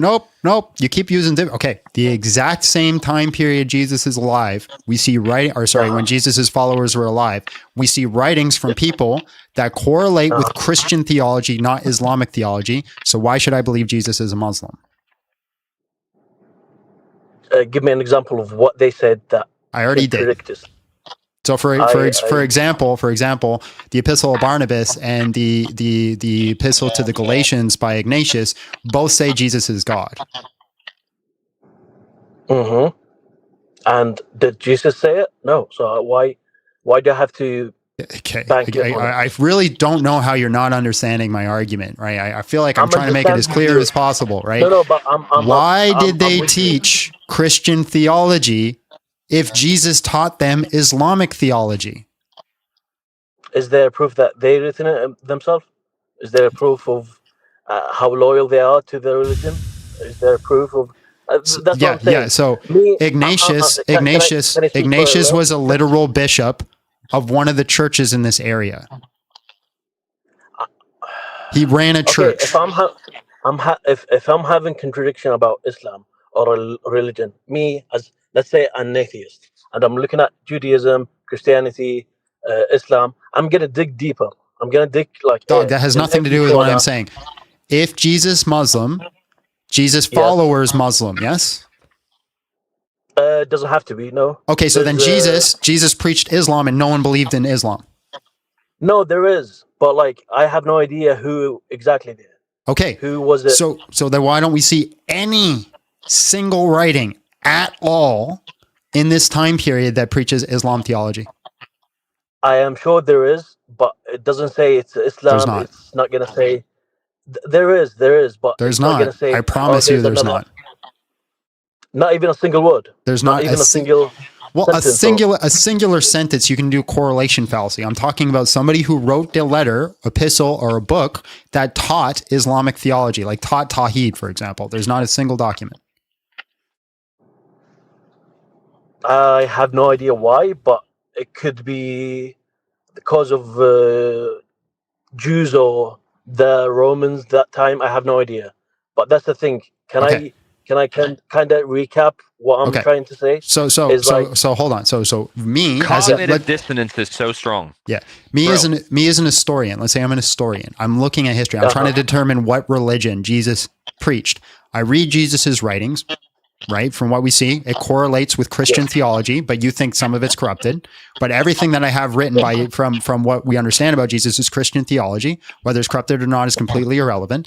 And then I have all of his followers' writings that also have Christian theology. So I see all this information. Why would I conclude that he's a Muslim? And I swear to God, if you say because he put his forehead on the ground, I'm going to punch John in the head. Yes, that's the cause. But let's be more open-minded.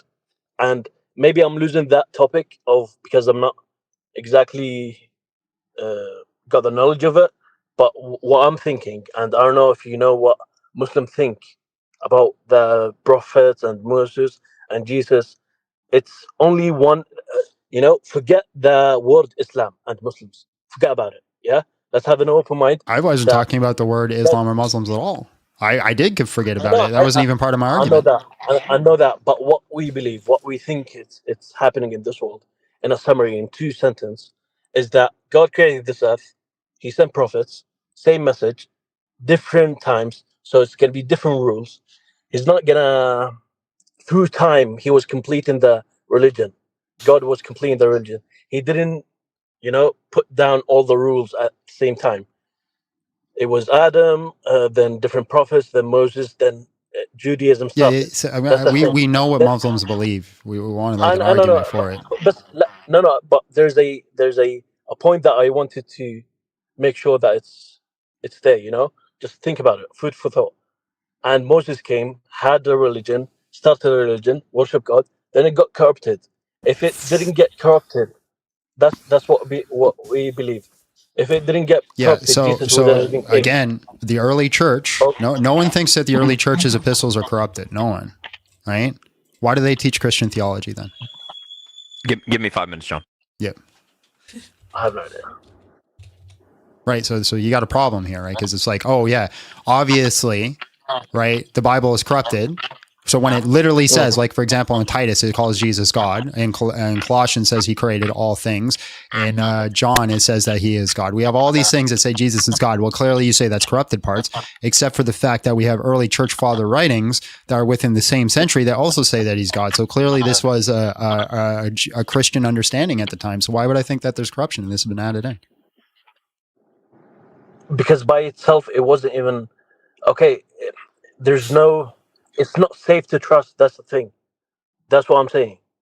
I feel like you're completely ignoring everything I just said about the early church. Because again, my focus here is the early church. I'm not, and if there is, but I'm gonna think about the story. I'm gonna see what he said, what people around him said, and his companions. I'm not saying all who was around him is wrong, and they tried. They were waiting for him to die to write their own religion. No, there is some teaching. There's something about Islam, or the same thing. But as I said, it's not a complete religion yet. You know what I mean?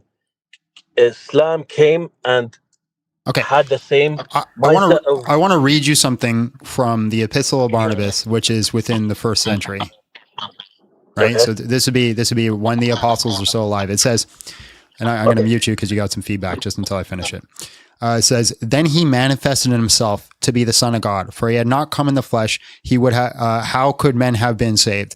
Beholding him, since looking upon the sun, which can cease to exist, then the work of his hands, their eyes are not able to bear his rays. The Son of God therefore came in the flesh with the view that he might bring ahead of the sum of the sins who are persecuted by his prophets to death. For his purpose then he endured. For God says, the stroke of flesh is for him, and when I smite the shepherd, the sheep and the flocks shall be scattered. Now, is that Islamic theology? No. Right. So why would I think that I can't trust the Bible and the early church teachings when, again, every bit of information that we have from this time period goes to Christian theology? Okay, let me say something about this verse that you just read, or this. I have no idea. It's what not a you verse. guys call it, but I have no idea. But it's the thing of if there's a religion and God would want, don't want any contradiction, wouldn't he tell his son? It's just what about ism? Wouldn't he argument of silence? You have to address what I'm talking about. No, I'm just saying if a religion is true, I'm saying not all Christianity is false. Not at all. You are the closest to Islam than Judaism and other religions. But what I'm saying, and I have no feedback or come back to what you just said. You want to believe in what you just said, believe in that. But as I said, it's not an Islamic teaching. Yes, we agree on that. Right. But coming back to it, if I'm if God had a son exactly, and he started a religion, I would have told him to at least, or they're both God, so they know each other.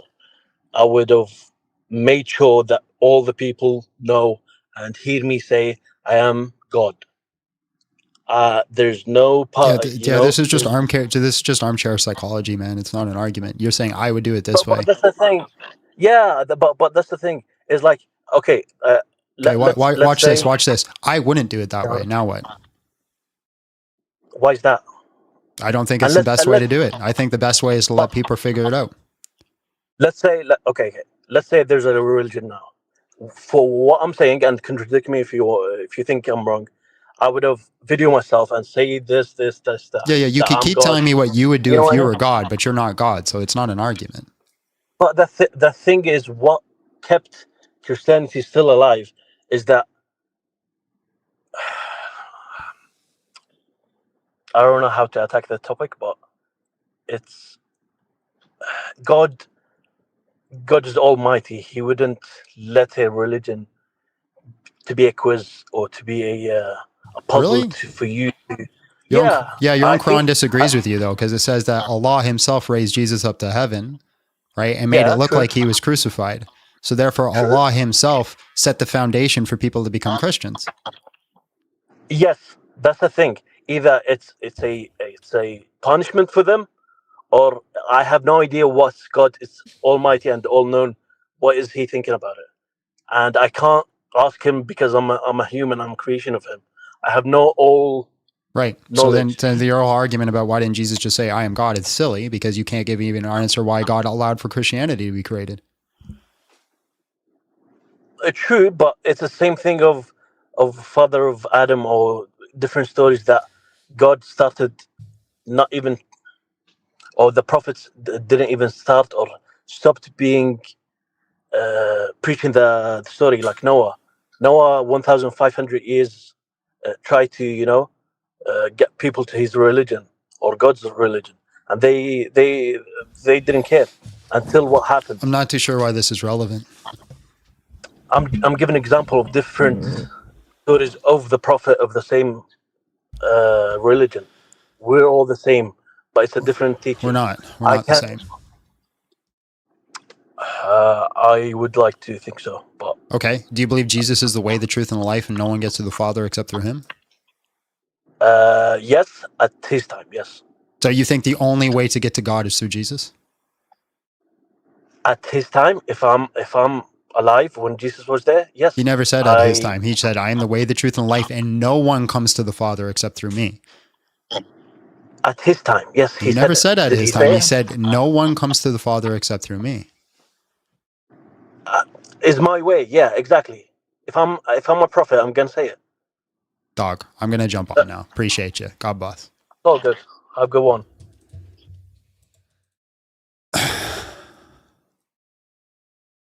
Lath, if you request up again, I'm gonna block you. Come back another day. That's your last warning. Who's that? That's the guy who defended Muhammad being a P3DO. Oh, why at the do start. we want him at all? Well, I give people grace and allow them to come up on different days, but once we've moved on, we've moved on.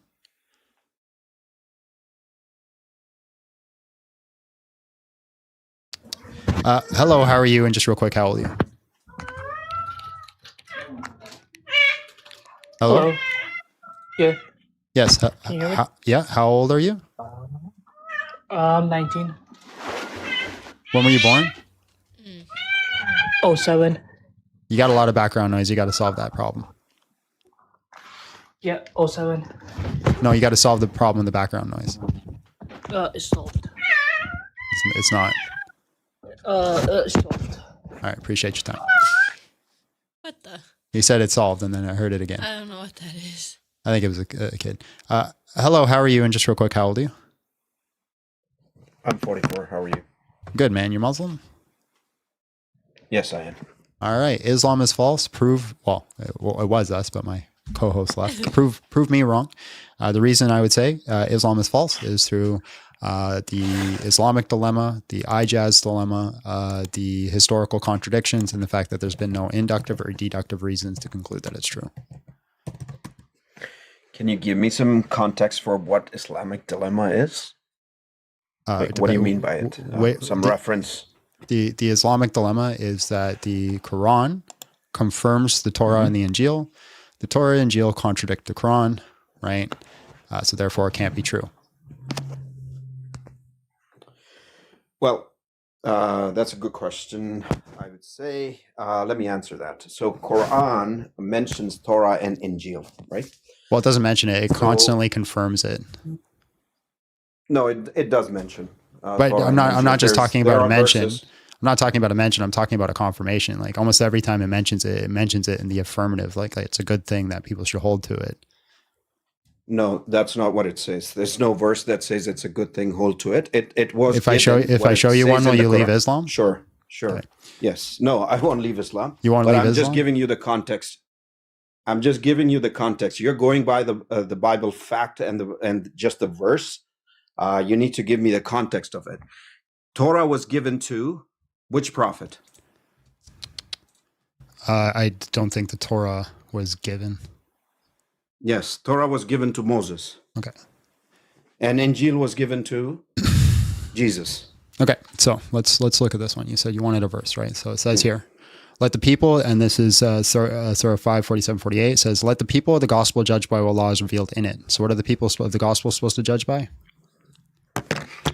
Let me see the verse. Sorry, I can't see it clearly. What's the verse number? 5, 47 through 48.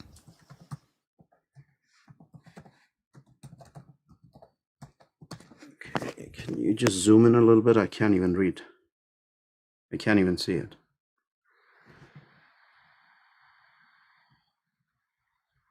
All right. So let the people of the gospel judge by what law is revealed in it. So what are they supposed to judge by? Okay. Yes. So there's no contradiction here. At that time, you're not no answering my Quran. question. You're not answering my question. I'm answering your question. No. I'm answering your The question I asked you is what are they supposed to judge by? No, yes, they were supposed to judge by gospel at that time. Great. So let's keep reading then. Let's keep reading then. And those who do not judge by what law is revealed are truly rebellious. So if they don't hold to the gospel, what are they? They're disobedient. Right. And that says, we revealed to you, O prophet, this book with the truth. What is that book? That is Quran. It's the Quran. So the Quran and the gospel are living at the same time here. It says, as a confirmation no, of they're not. They're not. We reveal. No. Can I finish, please? Okay. So as a confirmation of previous scriptures. So it says, we reveal to you, O prophet, this book of truth, which is the Quran, as a confirmation of previous scriptures. What are the previous scriptures is confirming? Okay. Are you finished? What is the previous scriptures is confirming? It's confirming gospel. The Torah Gospel and the is Injil, right? Injil. Yeah. And a supreme authority, and that word authority actually means guardian. We can go into that. On them. So judge between what Allah has revealed and do not follow the desires over the truth that has come to you. To each of, and this is the important part. This is why I didn't want to go into your argumentation until we got to this. It says, to each of you, we've ordained a code of law and a way of life. So each of us received the code of law, right? The Torah, the Injil, and the Quran. If Allah had willed, he would have made you one community. So if Allah wanted, he would have made us all Muslim, but he didn't want that. He said, but his will is to test you with what he has given each of you. So Allah's will is to test the Christians with the gospel he has given them. So compete with another in doing good. To Allah you will return, and he will inform you of the truth regarding your differences. Okay. Are you done? Yeah. Okay. So the context, again, just reading the verse, and people are listening here. Let's give them the context, right? So each prophet was given at that time either a book or a message. Okay. So there were 5 mighty prophets, and Jesus and Moses are one of them, including Prophet Muhammad, right? Peace be upon all of them. I'm not going to go into the 124,000 prophets that were sent.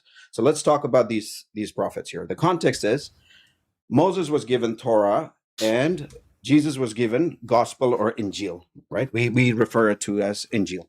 The context or the verse that you just read is discussing the Torah and the gospel as divine guidance and light, and instructing that the Prophet Muhammad judge between the people of the book, because at his time there were Jews and Christians, and he needed to judge. Yeah, you're lying. Based on I'm not lying. Yeah, there were Jews and there were prove, Christians. I can prove to you that you're lying. Do you want me to? Yeah, go ahead, prove me.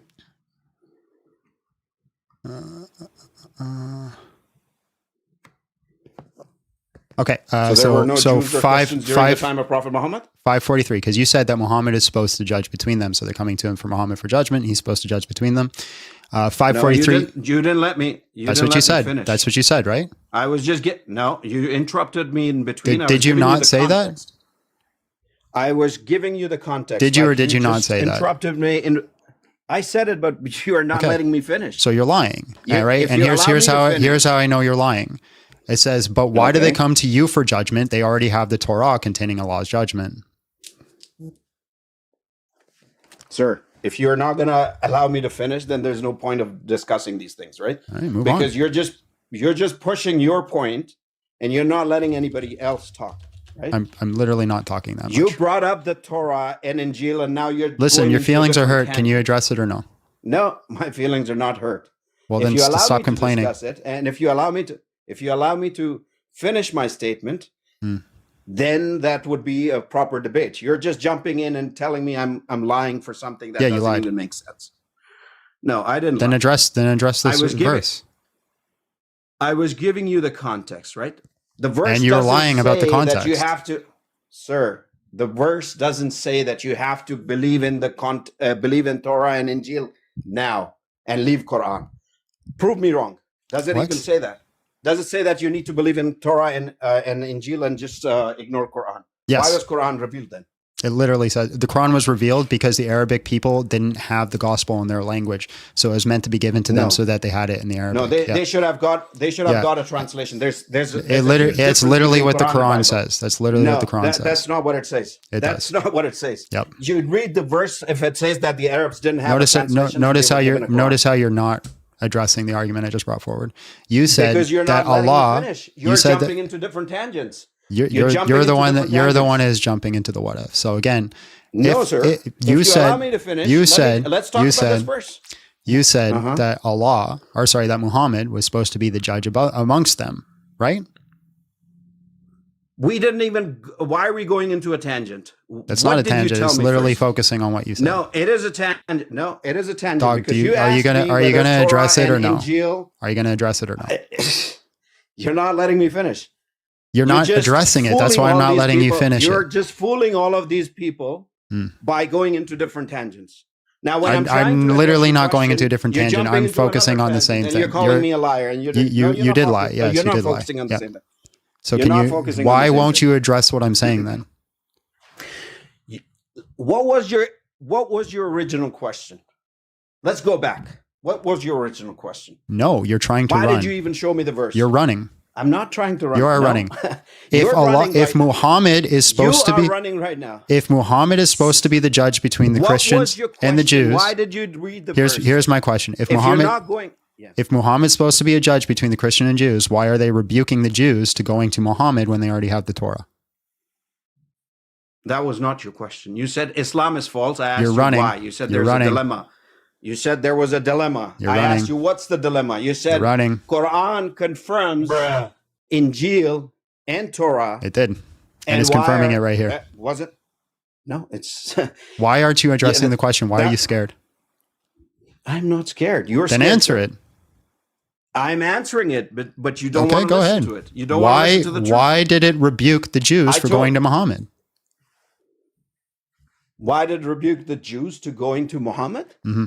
That's not the context. The context is that they were supposed to go to Muhammad to be judged. And I was going into details where you jumped into different tangents, and I told you that there were Jews and Christians living at that time.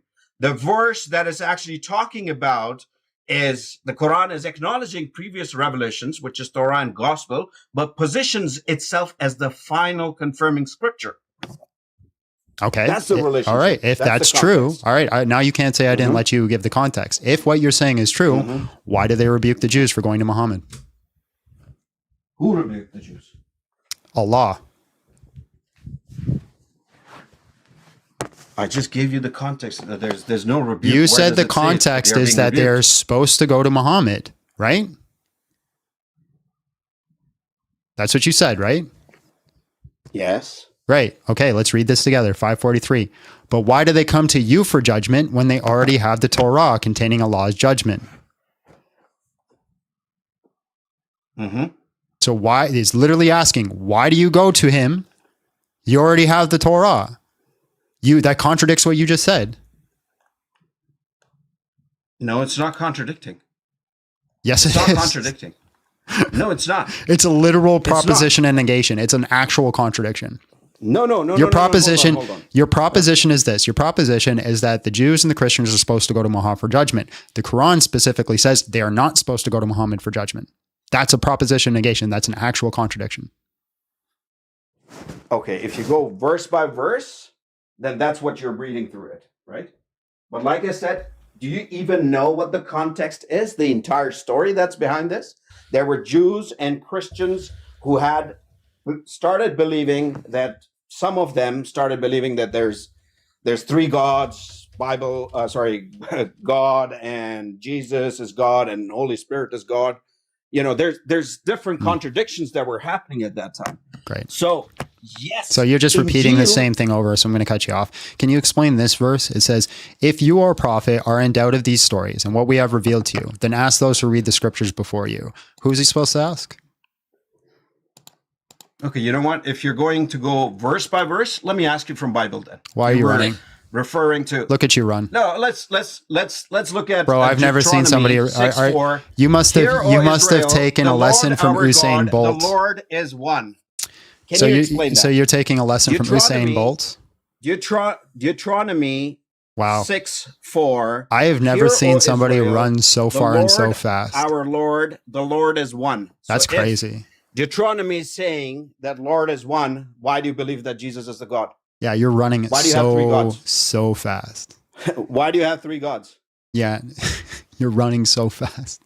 Dude, this is the biggest sprint I've ever seen. Listen, I don't normally do this to people because people hold on, let me finish, please. Because people usually when they say you're running, they're not actually running, but you're actually running. So I want sneakers in the chat. Sneakers in the chat, please. Mm-hmm. That is the biggest run I've ever seen. That's how you make money, right? Yeah. Well, so you don't have to. You didn't answer my question. I just asked you about Deuteronomy, right? Yeah. So I just asked you about Deuteronomy. You asked that question. You asked that question to dodge the question I asked you. The Lord, our Lord, the Lord is one. Okay, So I'll make Jesus you a deal. Is saying that. I'll make you a deal. Mm-hmm. I'll answer your question if you answer mine. You answer my question, I'll answer yours. No, I asked mine first. Because you're not ready to listen. Answer my question first, and I promise I'll answer yours. Okay, fine.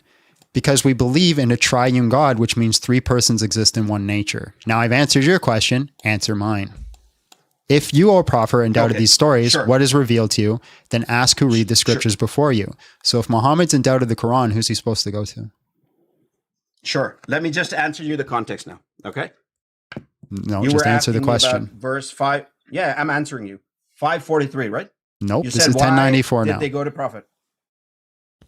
Okay, can we just go back and finish the No, 543? the question I asked you is on this verse. Are you going to be a man that breaks his word? What's the word? Yeah, okay. You are going to break your word? What's the verse? Okay, I'm going to read it to you again for the 7th time. All right, so if you, O prophet, are in doubt of these stories, which we have revealed to you, then ask those who read the scripture before you. The truth certainly comes to you from your Lord, so do not be one of those who doubt. So if Muhammad's in doubt of the Quran, who is he supposed to get to as a confirmation? Okay, this is not where Muhammad is doubting. Let me give you the context now. I didn't say he is doubting. So, It says if. It's an if-then conditional. Sure. If you, prophet, Let me are in just- doubt. I heard your question, sir. Now let me answer your question, right? So the Jews and the Christians were coming to Prophet Muhammad, right? No. To be judged. No, just let me complete. No, I Just disagree let with me that complete. context. No. You're not letting me finish. You disagree asked me or a you don't- question. You agree or you disagree? Did I say that I disagree or agree with yours when you gave me the answer? You for asked me the that I question. asked? Sir. Okay, sure. Let me just give you the context, if you don't mind, just not stopping me, right? Are you ready? Okay. So when a group of Jews asked Prophet Muhammad to judge them a case of adultery among their elites, they were looking for a lighter punishment than the stoning prescribed in Torah. That's where God is actually saying, why are they coming to you when they can clearly look in Torah what the That's not the verse that we're talking about. You went back to the last verse. Again, we're talking about 1094. Yes, you brought up because I didn't finish that one. 543. You cannot jump Okay, from so one you're verse a to another liar. verse to another You're an verse to actual another verse. liar. I'm not a liar. Yes, you are. You I'm not a promised me. liar. You I'm just promised giving me. You promised me you would answer my question if I answered yours. I answered yours. That is Now, smart. last chance. That is Last smart of chance. you, Are right? you going to That answer is- the question that of is this? smart of you. Last That chance. is smart of you. That you Last bring chance. me, ask me a question, you Five, go into different tangents, I try to 4, answer the question, and then 3, you come and call me liar. 2, That is very smart. You 1. can, sure, you can God bless. disconnect me. He also You're an jumped actual from liar. a Bible verse Yeah. to, or from a Quran verse to a Bible verse. Like so. like an actual liar. Like not even just like one of those things where it's like we call people liar because they misunderstand. An actual liar. He gave his word. He made a promise, and then he didn't keep his end of the word. The promise. Let's bring up one more guest. Might be the last one of the day. Hello, how are you? And just real quick, how old are you? What's up, brother? I'm 23. All right, man. You're Muslim? I am Muslim. All right. Islam is false. Prove me wrong. The reason I believe it's false is through the Islamic dilemma, the Ijaz dilemma, the historical contradictions, and the fact that there's been no inductive or deductive argument to believe it's true. All right. I got one question for you, though. So the Holy Trinity, that's a difference between Islam and Christianity, correct? I promise that I like it's just a thing that's No, like. I'm just asking, but the I'm just thing is, asking. it So wasn't all even Christians- it wasn't even an hour ago that I had it up. Christianity is false. Prove me wrong, and no Muslims were coming up. I switched the topic, No, I just- and then we get I a just queue came full on of here, people man. who want to go to that specific question. I don't know what it is, man. It's like a No, weird I'm just thing. asking. So the Holy Trinity, right? Can you prove to me that Islam is not false? I can't prove to you anything, man. What We is the don't know. Trinity? You can't prove that Christianity is a true religion. You know, you just can't. Yes, I can. Yes, Nobody I knows. can. But here, let me tell you this though. You believe in the Holy Trinity, correct? What does this have to do with the topic? I'm just asking. I'm asking. Like, I'm do not you going to believe in answer the your Holy question until you can give me the Why not? relevance. Give me the relevance. No, I'll answer your question. I would like to know. Give As me the a relevant. Christian- Give me the relevance. I'll answer your question. It's gonna come on. It's gonna come on. It's a No, simple question. You Do tell me the believe- relevance, and I'll answer your question. Well, I'm gonna get to that. You got to answer. You can't get You got to give me the relevance first. I can't give you the relevance. Yes, you until can. It's answer called the an question. if-then conditional. If X happens, you will do Y. All right, What's so, the Y so here? Christians believe in the Holy Trinity. True or false? I'm not answering any questions until you give me the relevance. Oh my God. Okay. It's a simple question, bro. I don't know how you cannot answer this I question. am It's a not very simple answering question. a single question until you give me the relevance why on how not? that question, because I don't think you're addressing the topic, and I think you're trying to run from it. It's going to address the topic. Then You just prove have it to answer me the and give question. me the relevance. Okay, well, let's say yes, because you do believe in the Holy Trinity, and that's a fact. Do all Christians believe in the Holy Trinity? I am not answering a single question Oh my about the God, Christianity bro. until you give me the relevance on why you're bringing it up and what it has to do with the topic. It's going to do with the topic. You just have to answer the question. I don't trust you. Tell me. This is very annoying, bro. This is like I agree. It's very annoying. Like all you have to do is answer the question. I don't know. Why I'm it's not. so hard to answer. Listen. This is the last chance I'm going to give you. I'm not It takes like 2 answering. seconds to I am answer the not question. answering a single question about Christianity until you give me the relevance to Sure, it for the I'll topic. give you the relevance. Okay. Not all Christians believe in the Holy Trinity. Not all Christians believe Christ is God. What does that have to do with Islam being false? That is what? What does that have to do with Islam being false? This has a lot to do with Islam being false. If your What? own religion does not take Christianity or Jesus Christ as God, then I could say that your entire religion is false as well. Okay, Christianity's false. Now what? Okay, that's exactly like you can point to arguments that make no sense on both sides. What? But I'm asking you. So is your argument that no, we cannot prove Islam is true, but no one else can prove them true? You cannot prove Islam is correct. You cannot Well, then prove appreciate your Christianity is time. correct. You wasted my time. God bless. Have a great day. Fucking retard.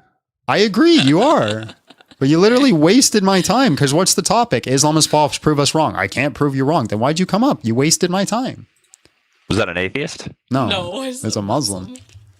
Oh. Hello, how are you? And just real quick, how old are you? I'll take this one. I'm 19. All right. Are you Muslim? Yeah. All right. Islam is false. We claim this through the Ijaz dilemma, Islamic dilemma, the historical contradictions, and the fact that there's been no inductive or deductive arguments to show it's the case. Go ahead. All right. We can talk about the Islamic dilemma today. You want to present the argument real quick? Never mind. You can do it. All right. So Islamic dilemma is a two-horned argument. The Quran confirms the Torah and the Injil. The Torah and Injil contradict the Quran. One sec. First cousin marriage is insane within Islam and must be studied, but if we try to study their fake doctrine, then we might catch their ignorance and stupidity. Damn. Yeah, so horn 1 is that the Torah and Injil are preserved, therefore Islam is false. Horn 2 is the Torah and Injil are corrupted, therefore Islam is false. All right. Do you think the Quran absolutely confirms the Torah and Gospel? Yes.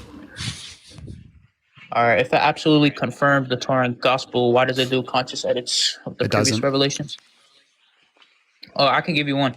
You want a conscious edit? Yeah. You're going to give me two stories that have different correlates, and you're going to assume that the motive is a conscious edit. What do you mean?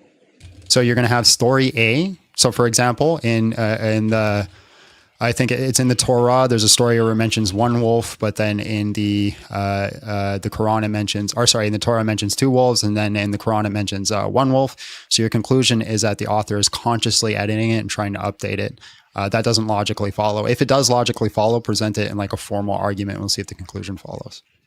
No, what I was about to show you is that there's stories in the Gospel in the Old Testament, and there's stories in the Quran, and the Quran consciously edits these stories and frees them from falsehood. For example, yeah. Again, it doesn't matter what two stories you bring up. It doesn't matter. You could show me two stories where one. I literally explained this, and it's like you ignored everything I said. You have story 1 that gives almost the exact same story as story 2. Story 2 is slightly different than story 1, so therefore you're concluding it's a conscious edit. I want you to give me an argument that says that because two stories are similar yet different, it concludes conscious edit. No, but the story I'm about to give you is nowhere near similar. Can you give me the argument? Yeah, I'm gonna give you the argument. No, giving me data is completely pointless without an argument.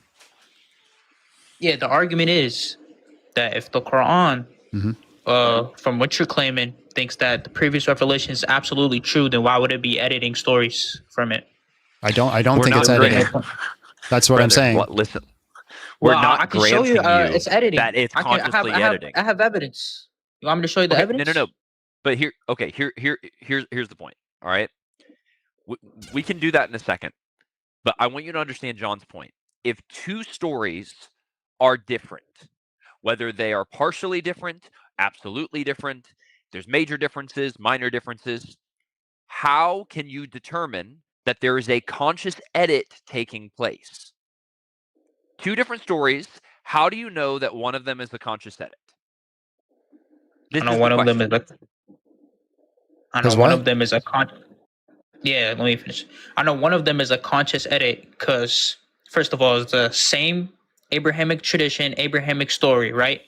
So there would be no absolute reason if the Quran or the author of the Quran thinks that the previous revelations is absolutely true. There would be absolute no reason to edit any of these stories. Yeah, I can give you one. And what? He just didn't know the story properly. So then, how can you prove that? I don't need to prove it. I'm just giving you another logical explanation. So you could just claim that he didn't know, but you can't prove it? You can't prove that it's a conscious edit. That's the point. Yeah, Liviano and Dean have set y'all up. I have evidence. Your evidence. Okay, listen. Hold on. The evidence.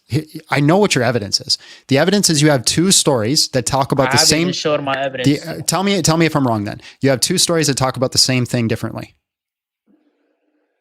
No, it just gives a whole different context. So you have two stories that talk about the same thing differently.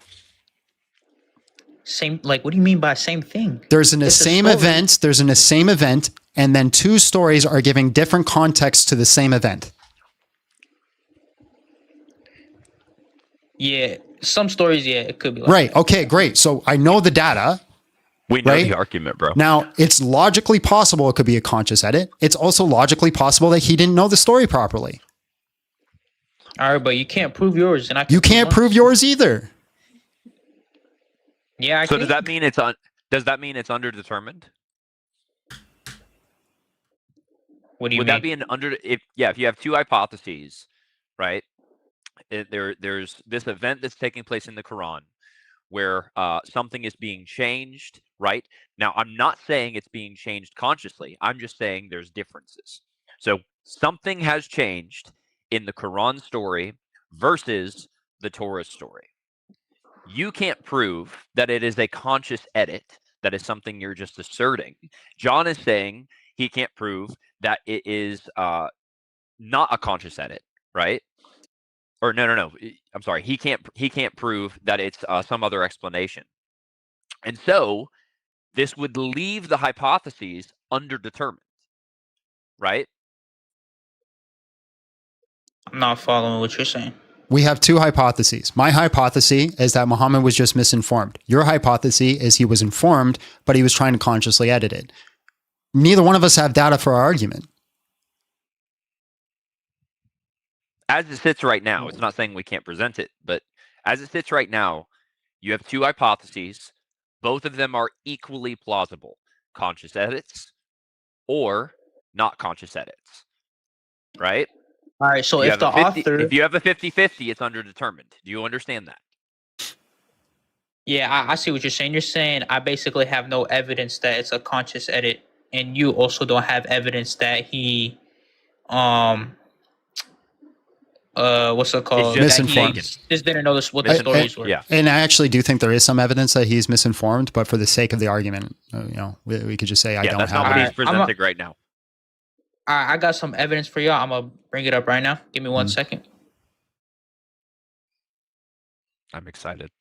This is also gonna be problematic because if you show me that he's informed, your whole argumentation about God revealing to him things that he couldn't know is gonna go down the hill too. So I'm curious.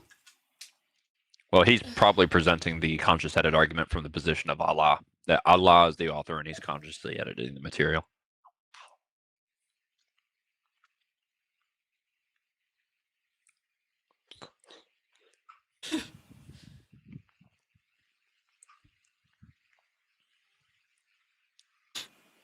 You know what I had for dinner yesterday, John? Look how good this looks. That looks pretty good. But you know what I had for dinner yesterday? What?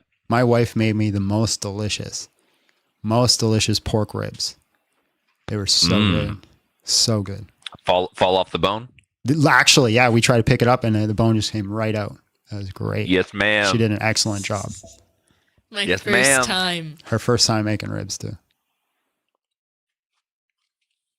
Absolutely. Oh, he's got the hiccups. He's so cute.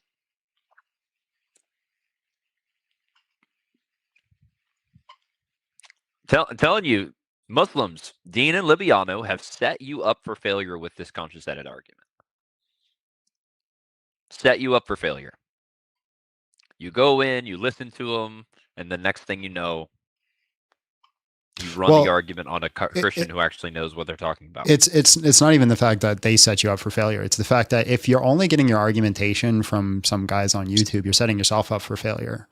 So, for example, a lot of people bring up Leibniz law as a reason to disagree with the Trinity, but then they don't even know what Leibniz law is, where it comes from, and they just hold to it because they heard some other Muslim talk about it. I promised you if you came back up again, I would block you. So now you're blocked. All right. Who came up? The guy who's been trying to come up all day after I kicked him from defending P3DOism. All right, sorry, bro, go ahead. All right, so the biggest evidence that I could, or not the biggest, one possible evidence that I can bring up to you is it possible for him to get the crucifixion wrong, since it was so big and widely attested that Jesus historically died? Is that possible? Yeah, 100%. It's possible for him to get it wrong? Yeah. Yeah. Even though he was living amongst Jews and Christians? Yeah, your guys' whole argumentation is that he shouldn't know these things. You know how improbable that is? Why is that improbable? Right, we have Gnostic texts that get it wrong too, and it's within like the same century of Jesus' crucifixion. Because Besides that's two questions. What is impossible is one question. What is improbable is another. Yeah. Yeah, this is. I mean, but it wouldn't be here's the thing. To think that he got it wrong. Here's the thing too. I know what the argument you're going to bring up. You're going to bring up that obviously he's doing a correction of the crucifixion event. I actually agree with you. I think Muhammad does know about the crucifixion event and he is correcting it. But that doesn't necessarily entail that every other question that he's confirming. What? That doesn't necessarily entail that every other story that he's bringing up is as a conscious edit. So you agree? Wait. So you agree with Prophet Muhammad's version of the crucifixion? No, that's not what I said. I think he is consciously editing, right? The idea that Jesus Christ was crucified. He says that, right? They say that he was crucified. Wait, I tell you, it was only made to appear that way. That's it within the sentence itself. So you agree that Prophet Muhammad consciously edits, right? I agree that specific story, he's trying to correct a behavior, but I think his. Don't be a child. You're being a child right now. You just literally just conceded. You literally just conceded. No, I didn't. You literally just conceded he consciously edits, I didn't. which means that he doesn't absolutely confirm the gospel in Torah. I was about to explain how he still absolutely confirms the gospel in the Torah. But can you let me finish? Can you let me finish? And I'll show you how I didn't concede. Did he deny the crucifixion? Yes. Now let me finish. Oh my God. All right, go ahead. The way you're acting right now is literally why. Listen, You I just did. conceded, bro. Hold on. I'm gonna tell you. Everybody's seen this. I'm gonna tell you a story. So I put out a poll on Twitter the other day, and I asked over 1,000 Christians, would they rather be lit on fire or do their shahada? 100% of them said they would rather be lit on fire. So this kind of behavior right now is exactly why. Now let me finish what I'm saying.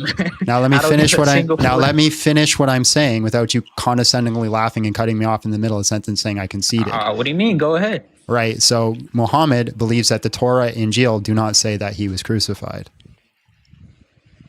He doesn't believe. Okay, prove that. The fact that through the entire Bible, he confirms the Torah and Injil, and he actually condemns the Jews for only holding to parts of it, that he condemns the Christians for throwing it behind their back and rejecting it. All rebuke of the Christians and of the Jews is in their behavior and the word that they speak. We also have Ibn Abbas, who literally says that the Torah and Injil itself cannot be corrupted. You just said that Prophet Muhammad didn't think that crucifixion was in the gospel. So can you prove that? I literally just gave the argument. No, you just said that the Christians and the Jews threw the revelations behind their back. Can you steel man my position there? Yeah, you said the Christians and the Jews threw the revelation behind their back and didn't take it at. All right, explain your position one more time. Yeah. See, this is how we know you're a child. All right, so we have. I mean, you just conceded, we have through. And we got the dude below you that said that there's three gods in a sense. Still didn't concede. Like, come on, bro. Nope.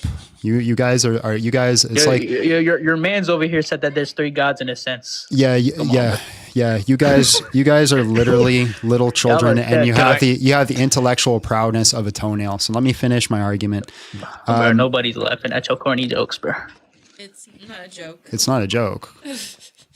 Hey, Shrek back there needs to be quiet. Are you going to let me finish, or are you just going to continue to go yap? ahead. Yeah, because here's the thing. I know you're scared shitless of an actual real argument, so you just can kind of yap over and try to win on the rhetoric. I'm scared, man. If you're not scared, let me finish. All right, stay on track, bro. All right, awesome. So the reason that I would say that Muhammad believes that the Torah and Injil don't talk about the crucifixion is because through the entire Quran, he confirms it, he confirms the entire thing. And the only time he corrects or rebukes Christians is based off the things that they say or that they do. And it's not based off their book. As a matter of fact, it says if he's in doubt, he's supposed to go to the original book. So I'd have reason to believe that he's correcting Christian behavior rather than Christian book. Okay, so does the Quran affirm the crucifixion as a historical event that happened? As an historical event? Yep. Yeah, as an historical event, sure. It confirms it. Oh But it my, he doesn't just conceded again. Oh my God, he just conceded again. conceded what? You just said that the Quran didn't affirm the crucifixion happened, but the Quran is affirming it historically. Yeah, and that's not the consciously same editing thing. it, and does it absolutely confirm the gospel? That's not the same Oh my thing. God, I just clipped this dude 3 times. Yeah, bro, you're cut. You're cut. And he left. What an idiot.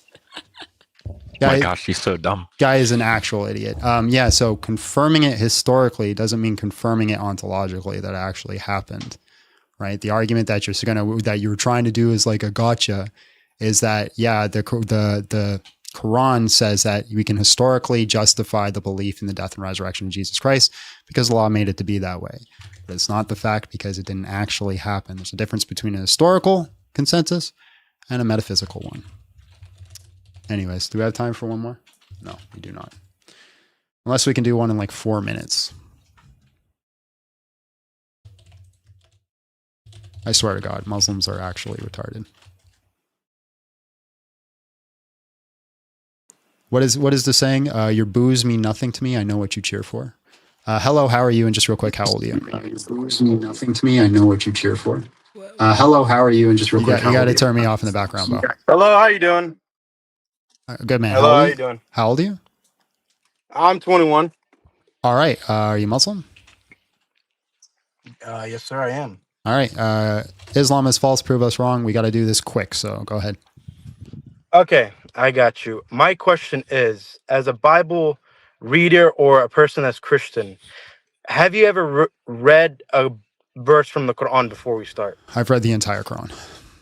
Okay, can you give me a verse because I'm memorized in the Quran, so I need to see if what you're saying is true or false, or if you're educated about it before arguing.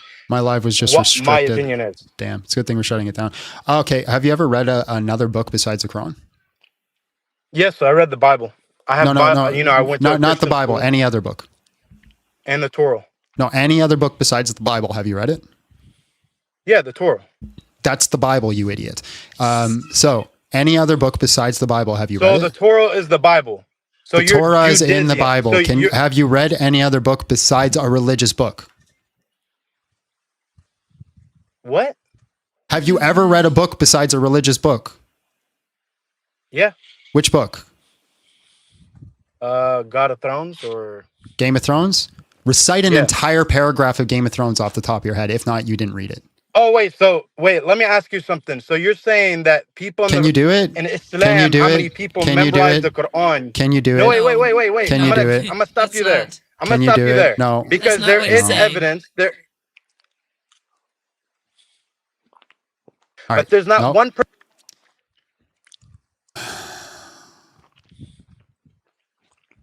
Ever since the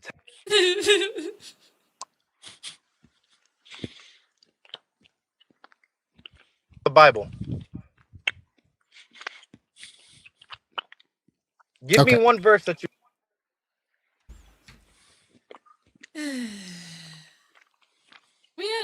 I know we you started could- off strong today. He's still going. It's crazy. It's impressive. Telling you. He doesn't know what's happening.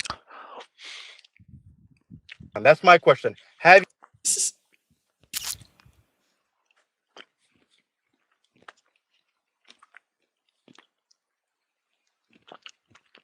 Okay, let's try this again.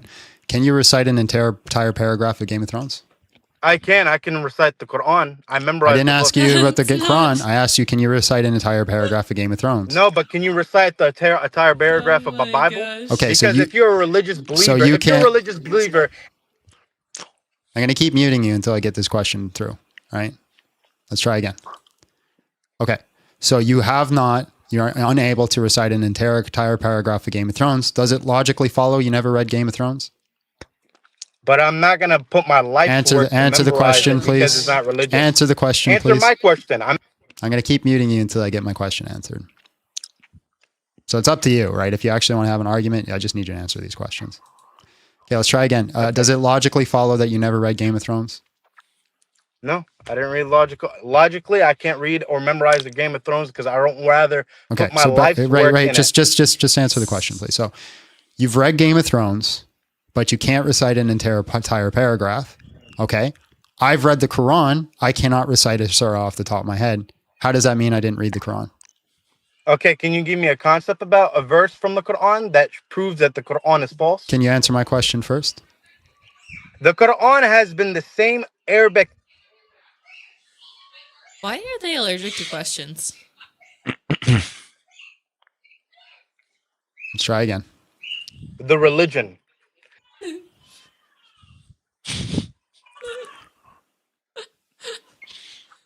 Try again. I haven't even memorized. Dude, you need to stop yapping. Until we reach a logical conclusion on this, I'm not letting you run to another topic. Okay, go ahead. Okay. I already said my answer. I said I have not memorized the Game of Thrones. I said until we came to a logical conclusion. So it logically follows that I could have read the entire Quran without memorizing a verse, right? Okay, give me you know the summary about the Quran, then give me a summary. Summary of which part? If you can read it and give me a summary, what's the summary about the Quran? All right, the second chapter is the longest chapter in the Quran. It's called the cow. Did that help? Surah Al-Baqarah, correct? Yeah. Surah Al-Baqarah. Okay. You have chapter 5 is mostly about Mary. Okay, about marriage. Yeah, correct? chapter 4 is talking about how you could treat your wife and your women quite frequently. Like, what do you want from me? Out of respect. No. Okay, let me ask you something. Let me ask you, in American culture, or Not American. I've never met a Christian. I never met a Christian that is devoted to his wife or has been more divorced than any Islamic way. More divorce. Yes, baby, my wife there's in the more background. divorce rates in America. Hold than on, any wait, other hold religion. on. You said you never met a Christian, baby. Have I been loyal to you? Very. Oh, crazy. John with 4 children. Have you been loyal to your wife? I'm 21 and I got 2 children. John with 4 children. Have you been loyal to your I'm wife? 20. How old are you? Yeah. My question is, how old are you? I've been married to one woman my entire life. Okay, but how old are been you? Married to her for almost 11 years. So 33. So that means but you can I confidently got say married. you never cheated on her or you didn't do anything against her? Yeah, I can confidently say that. There you go. Now you've met 2 Christians who stayed faithful. What about marriage? What about marriage that confuses you about Islam? What? What does this have to do with anything? What makes you believe that we disrespect our women? The fact that you can hit them if they don't listen to you. Who said we can hit them? Where in the verse Quran. in the Quran it says we can hit them? 434. Okay, read the verse. Read it out to me. Okay. You're Googling it off Reddit right now. It doesn't seem like you know what you're doing. I'm typing because you're typing it in, finding it on Google, but instead of why would I have it already open? I have to open it up first, right? I have to go to Quran.com. Okay, if you're going to get Quran.com, pull up the exact How is he verse. supposed to do that? I'm going to show it to you on the screen. Just relax, bro. It's going to be Quran.com.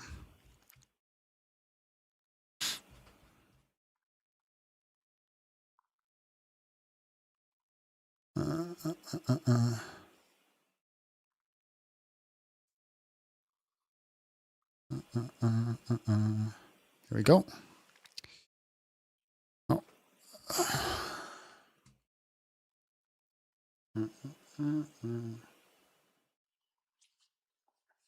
I know it's chapter 4. Maybe I got the verse wrong. Do you remember what verse it is, John? Quran.com actually renders it differently.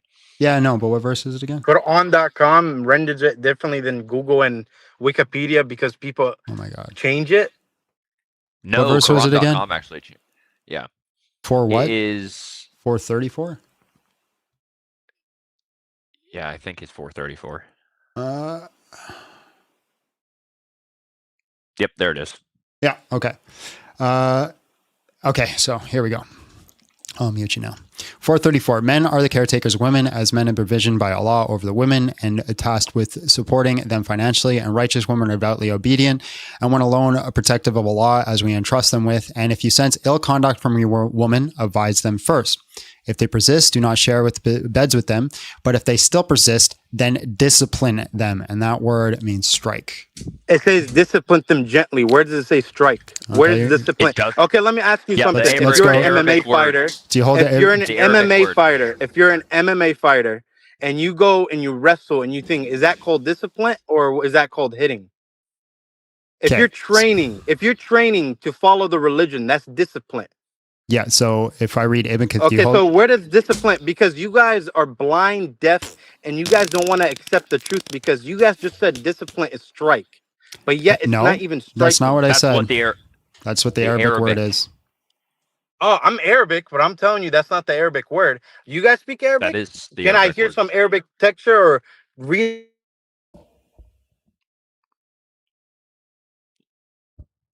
Where'd he go? I don't Where'd know. he go? No, that wasn't you this time? No. Hello? Yeah. Hello? Hello? Yep. You hear me? Yep. I was saying was, if you guys can read in Arabic, please do. Yeah. So again, do you hold to the tafsir? No, but does discipline mean? I'm trying to answer your question, but every time I speak, then you just talk over me. Okay, go ahead. I'm giving you the floor. Okay. Do you hold the tafsir? I'm listening. Do you hold to tafsir? Do I hold the tafsir? Yes. Right. So here in the tafsir, Ibn Kathir, beat them means if advice in ignoring her in the bed not produce the desired results, you're allowed to discipline your life without severe beating. Muslim accord that Jabir said during the farewell Hajj, and the Prophet said, beat them. Beat them. Where does it ever say that? Beat them? That's what's quoting. That's what Ibn Kathir is quoting. Okay. But if you could read, it says gently. No, it doesn't. That's actually not included in the Arabic. There is no Arabic word for gently hit the X. Hit the X right there. Where does it say gently right there? Then discipline them gently. Look, why is it in brackets? Wait, listen right to me. There. Why is it right in brackets? There. Where is it in brackets? Okay, so hold on. What does it say? I'm highlighting this word. What does that say? And finally strike them. And that does not mean that strike in Arabic, them. just to let you know. That does not mean that in Oh, Arabic. okay. So Quran, you're okay. And then there's no gently in here. There's no gently in here. The Arabic right there in does the not say English gently. word, right there under the two. The where it says, Arabic then does discipline not them. say gently. Why does it have brackets if it's in there? Read right there. It says gently. Why does it have brackets? Why? Okay, then let me ask you this. No. Why does it have brackets? Do you think? I just told you right there. Then discipline them gently. Why does the word gently right there? Have brackets? I just told you right there. Okay, you know what? I'm gonna serve 434 my wife right now. Also, it's not any better to beat them gently. If I disagree with him, it's not okay. It's not okay for him But to yet hit in the me. 1970s, didn't the Christian believe in beating their wife? No. Because I'm beating why? Then why does it say no? Listen, simple why question. Does it say in Why is Exodus, gently no, not why does in the it say Arabic? in the book of Exodus? Why is why does it say in gently Exodus? not in the Arabic? Exodus? Yes, Why in the is Bible of gently the Exodus. not in the Arabic? What is on Exodus? 1324, on 1324, about disciplining your wife on your own Bible. So you're okay with it then? Search that up. John, do me a favor. It says right here in the it says on 522 in the Bible, wives submit themselves to their husband, and if they don't, discipline them on the Bible. At 522, go ahead and search it up. John, what were you Are saying? you going to answer a question or not? Are you going to answer my question? Answer because the question I just asked proved you to what you guys say in the times. Bible, and you guys' most concern is how they beat their wives, but yet your women don't. They dress Answer the and question show off I their asked body. you at least They 20 don't cover. times. Why I gotta shut it down. is gently not I gotta in shut the it down, Arabic? John. Wait, He's gone. Why? I have to shut it down because it's time. I have to go to work. Why do you have to go to work? This is your work. I have other work too. I am unfulfilled. Go ahead. I'll fulfill you later.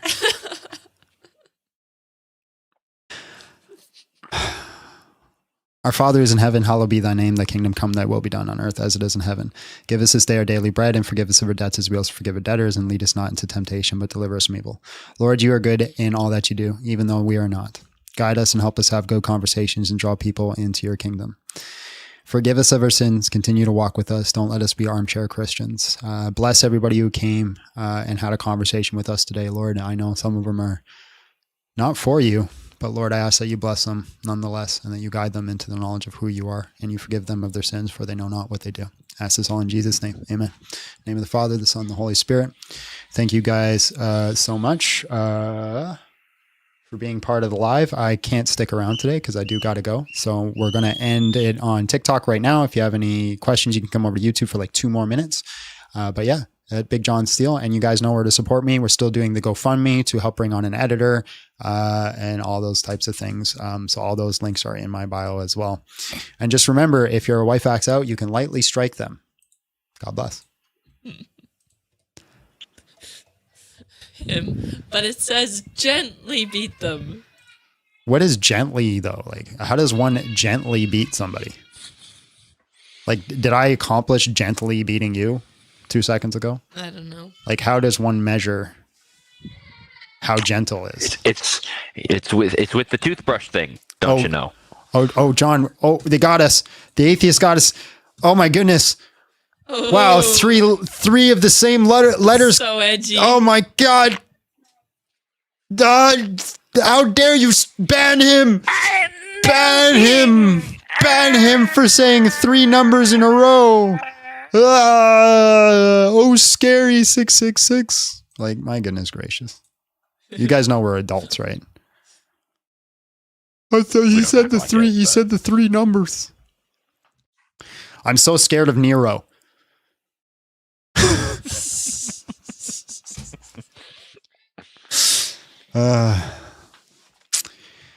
What's the point of beating someone gently? That's exactly what I was trying to prove. What is the point? How are they going to learn a lesson if I'm just like,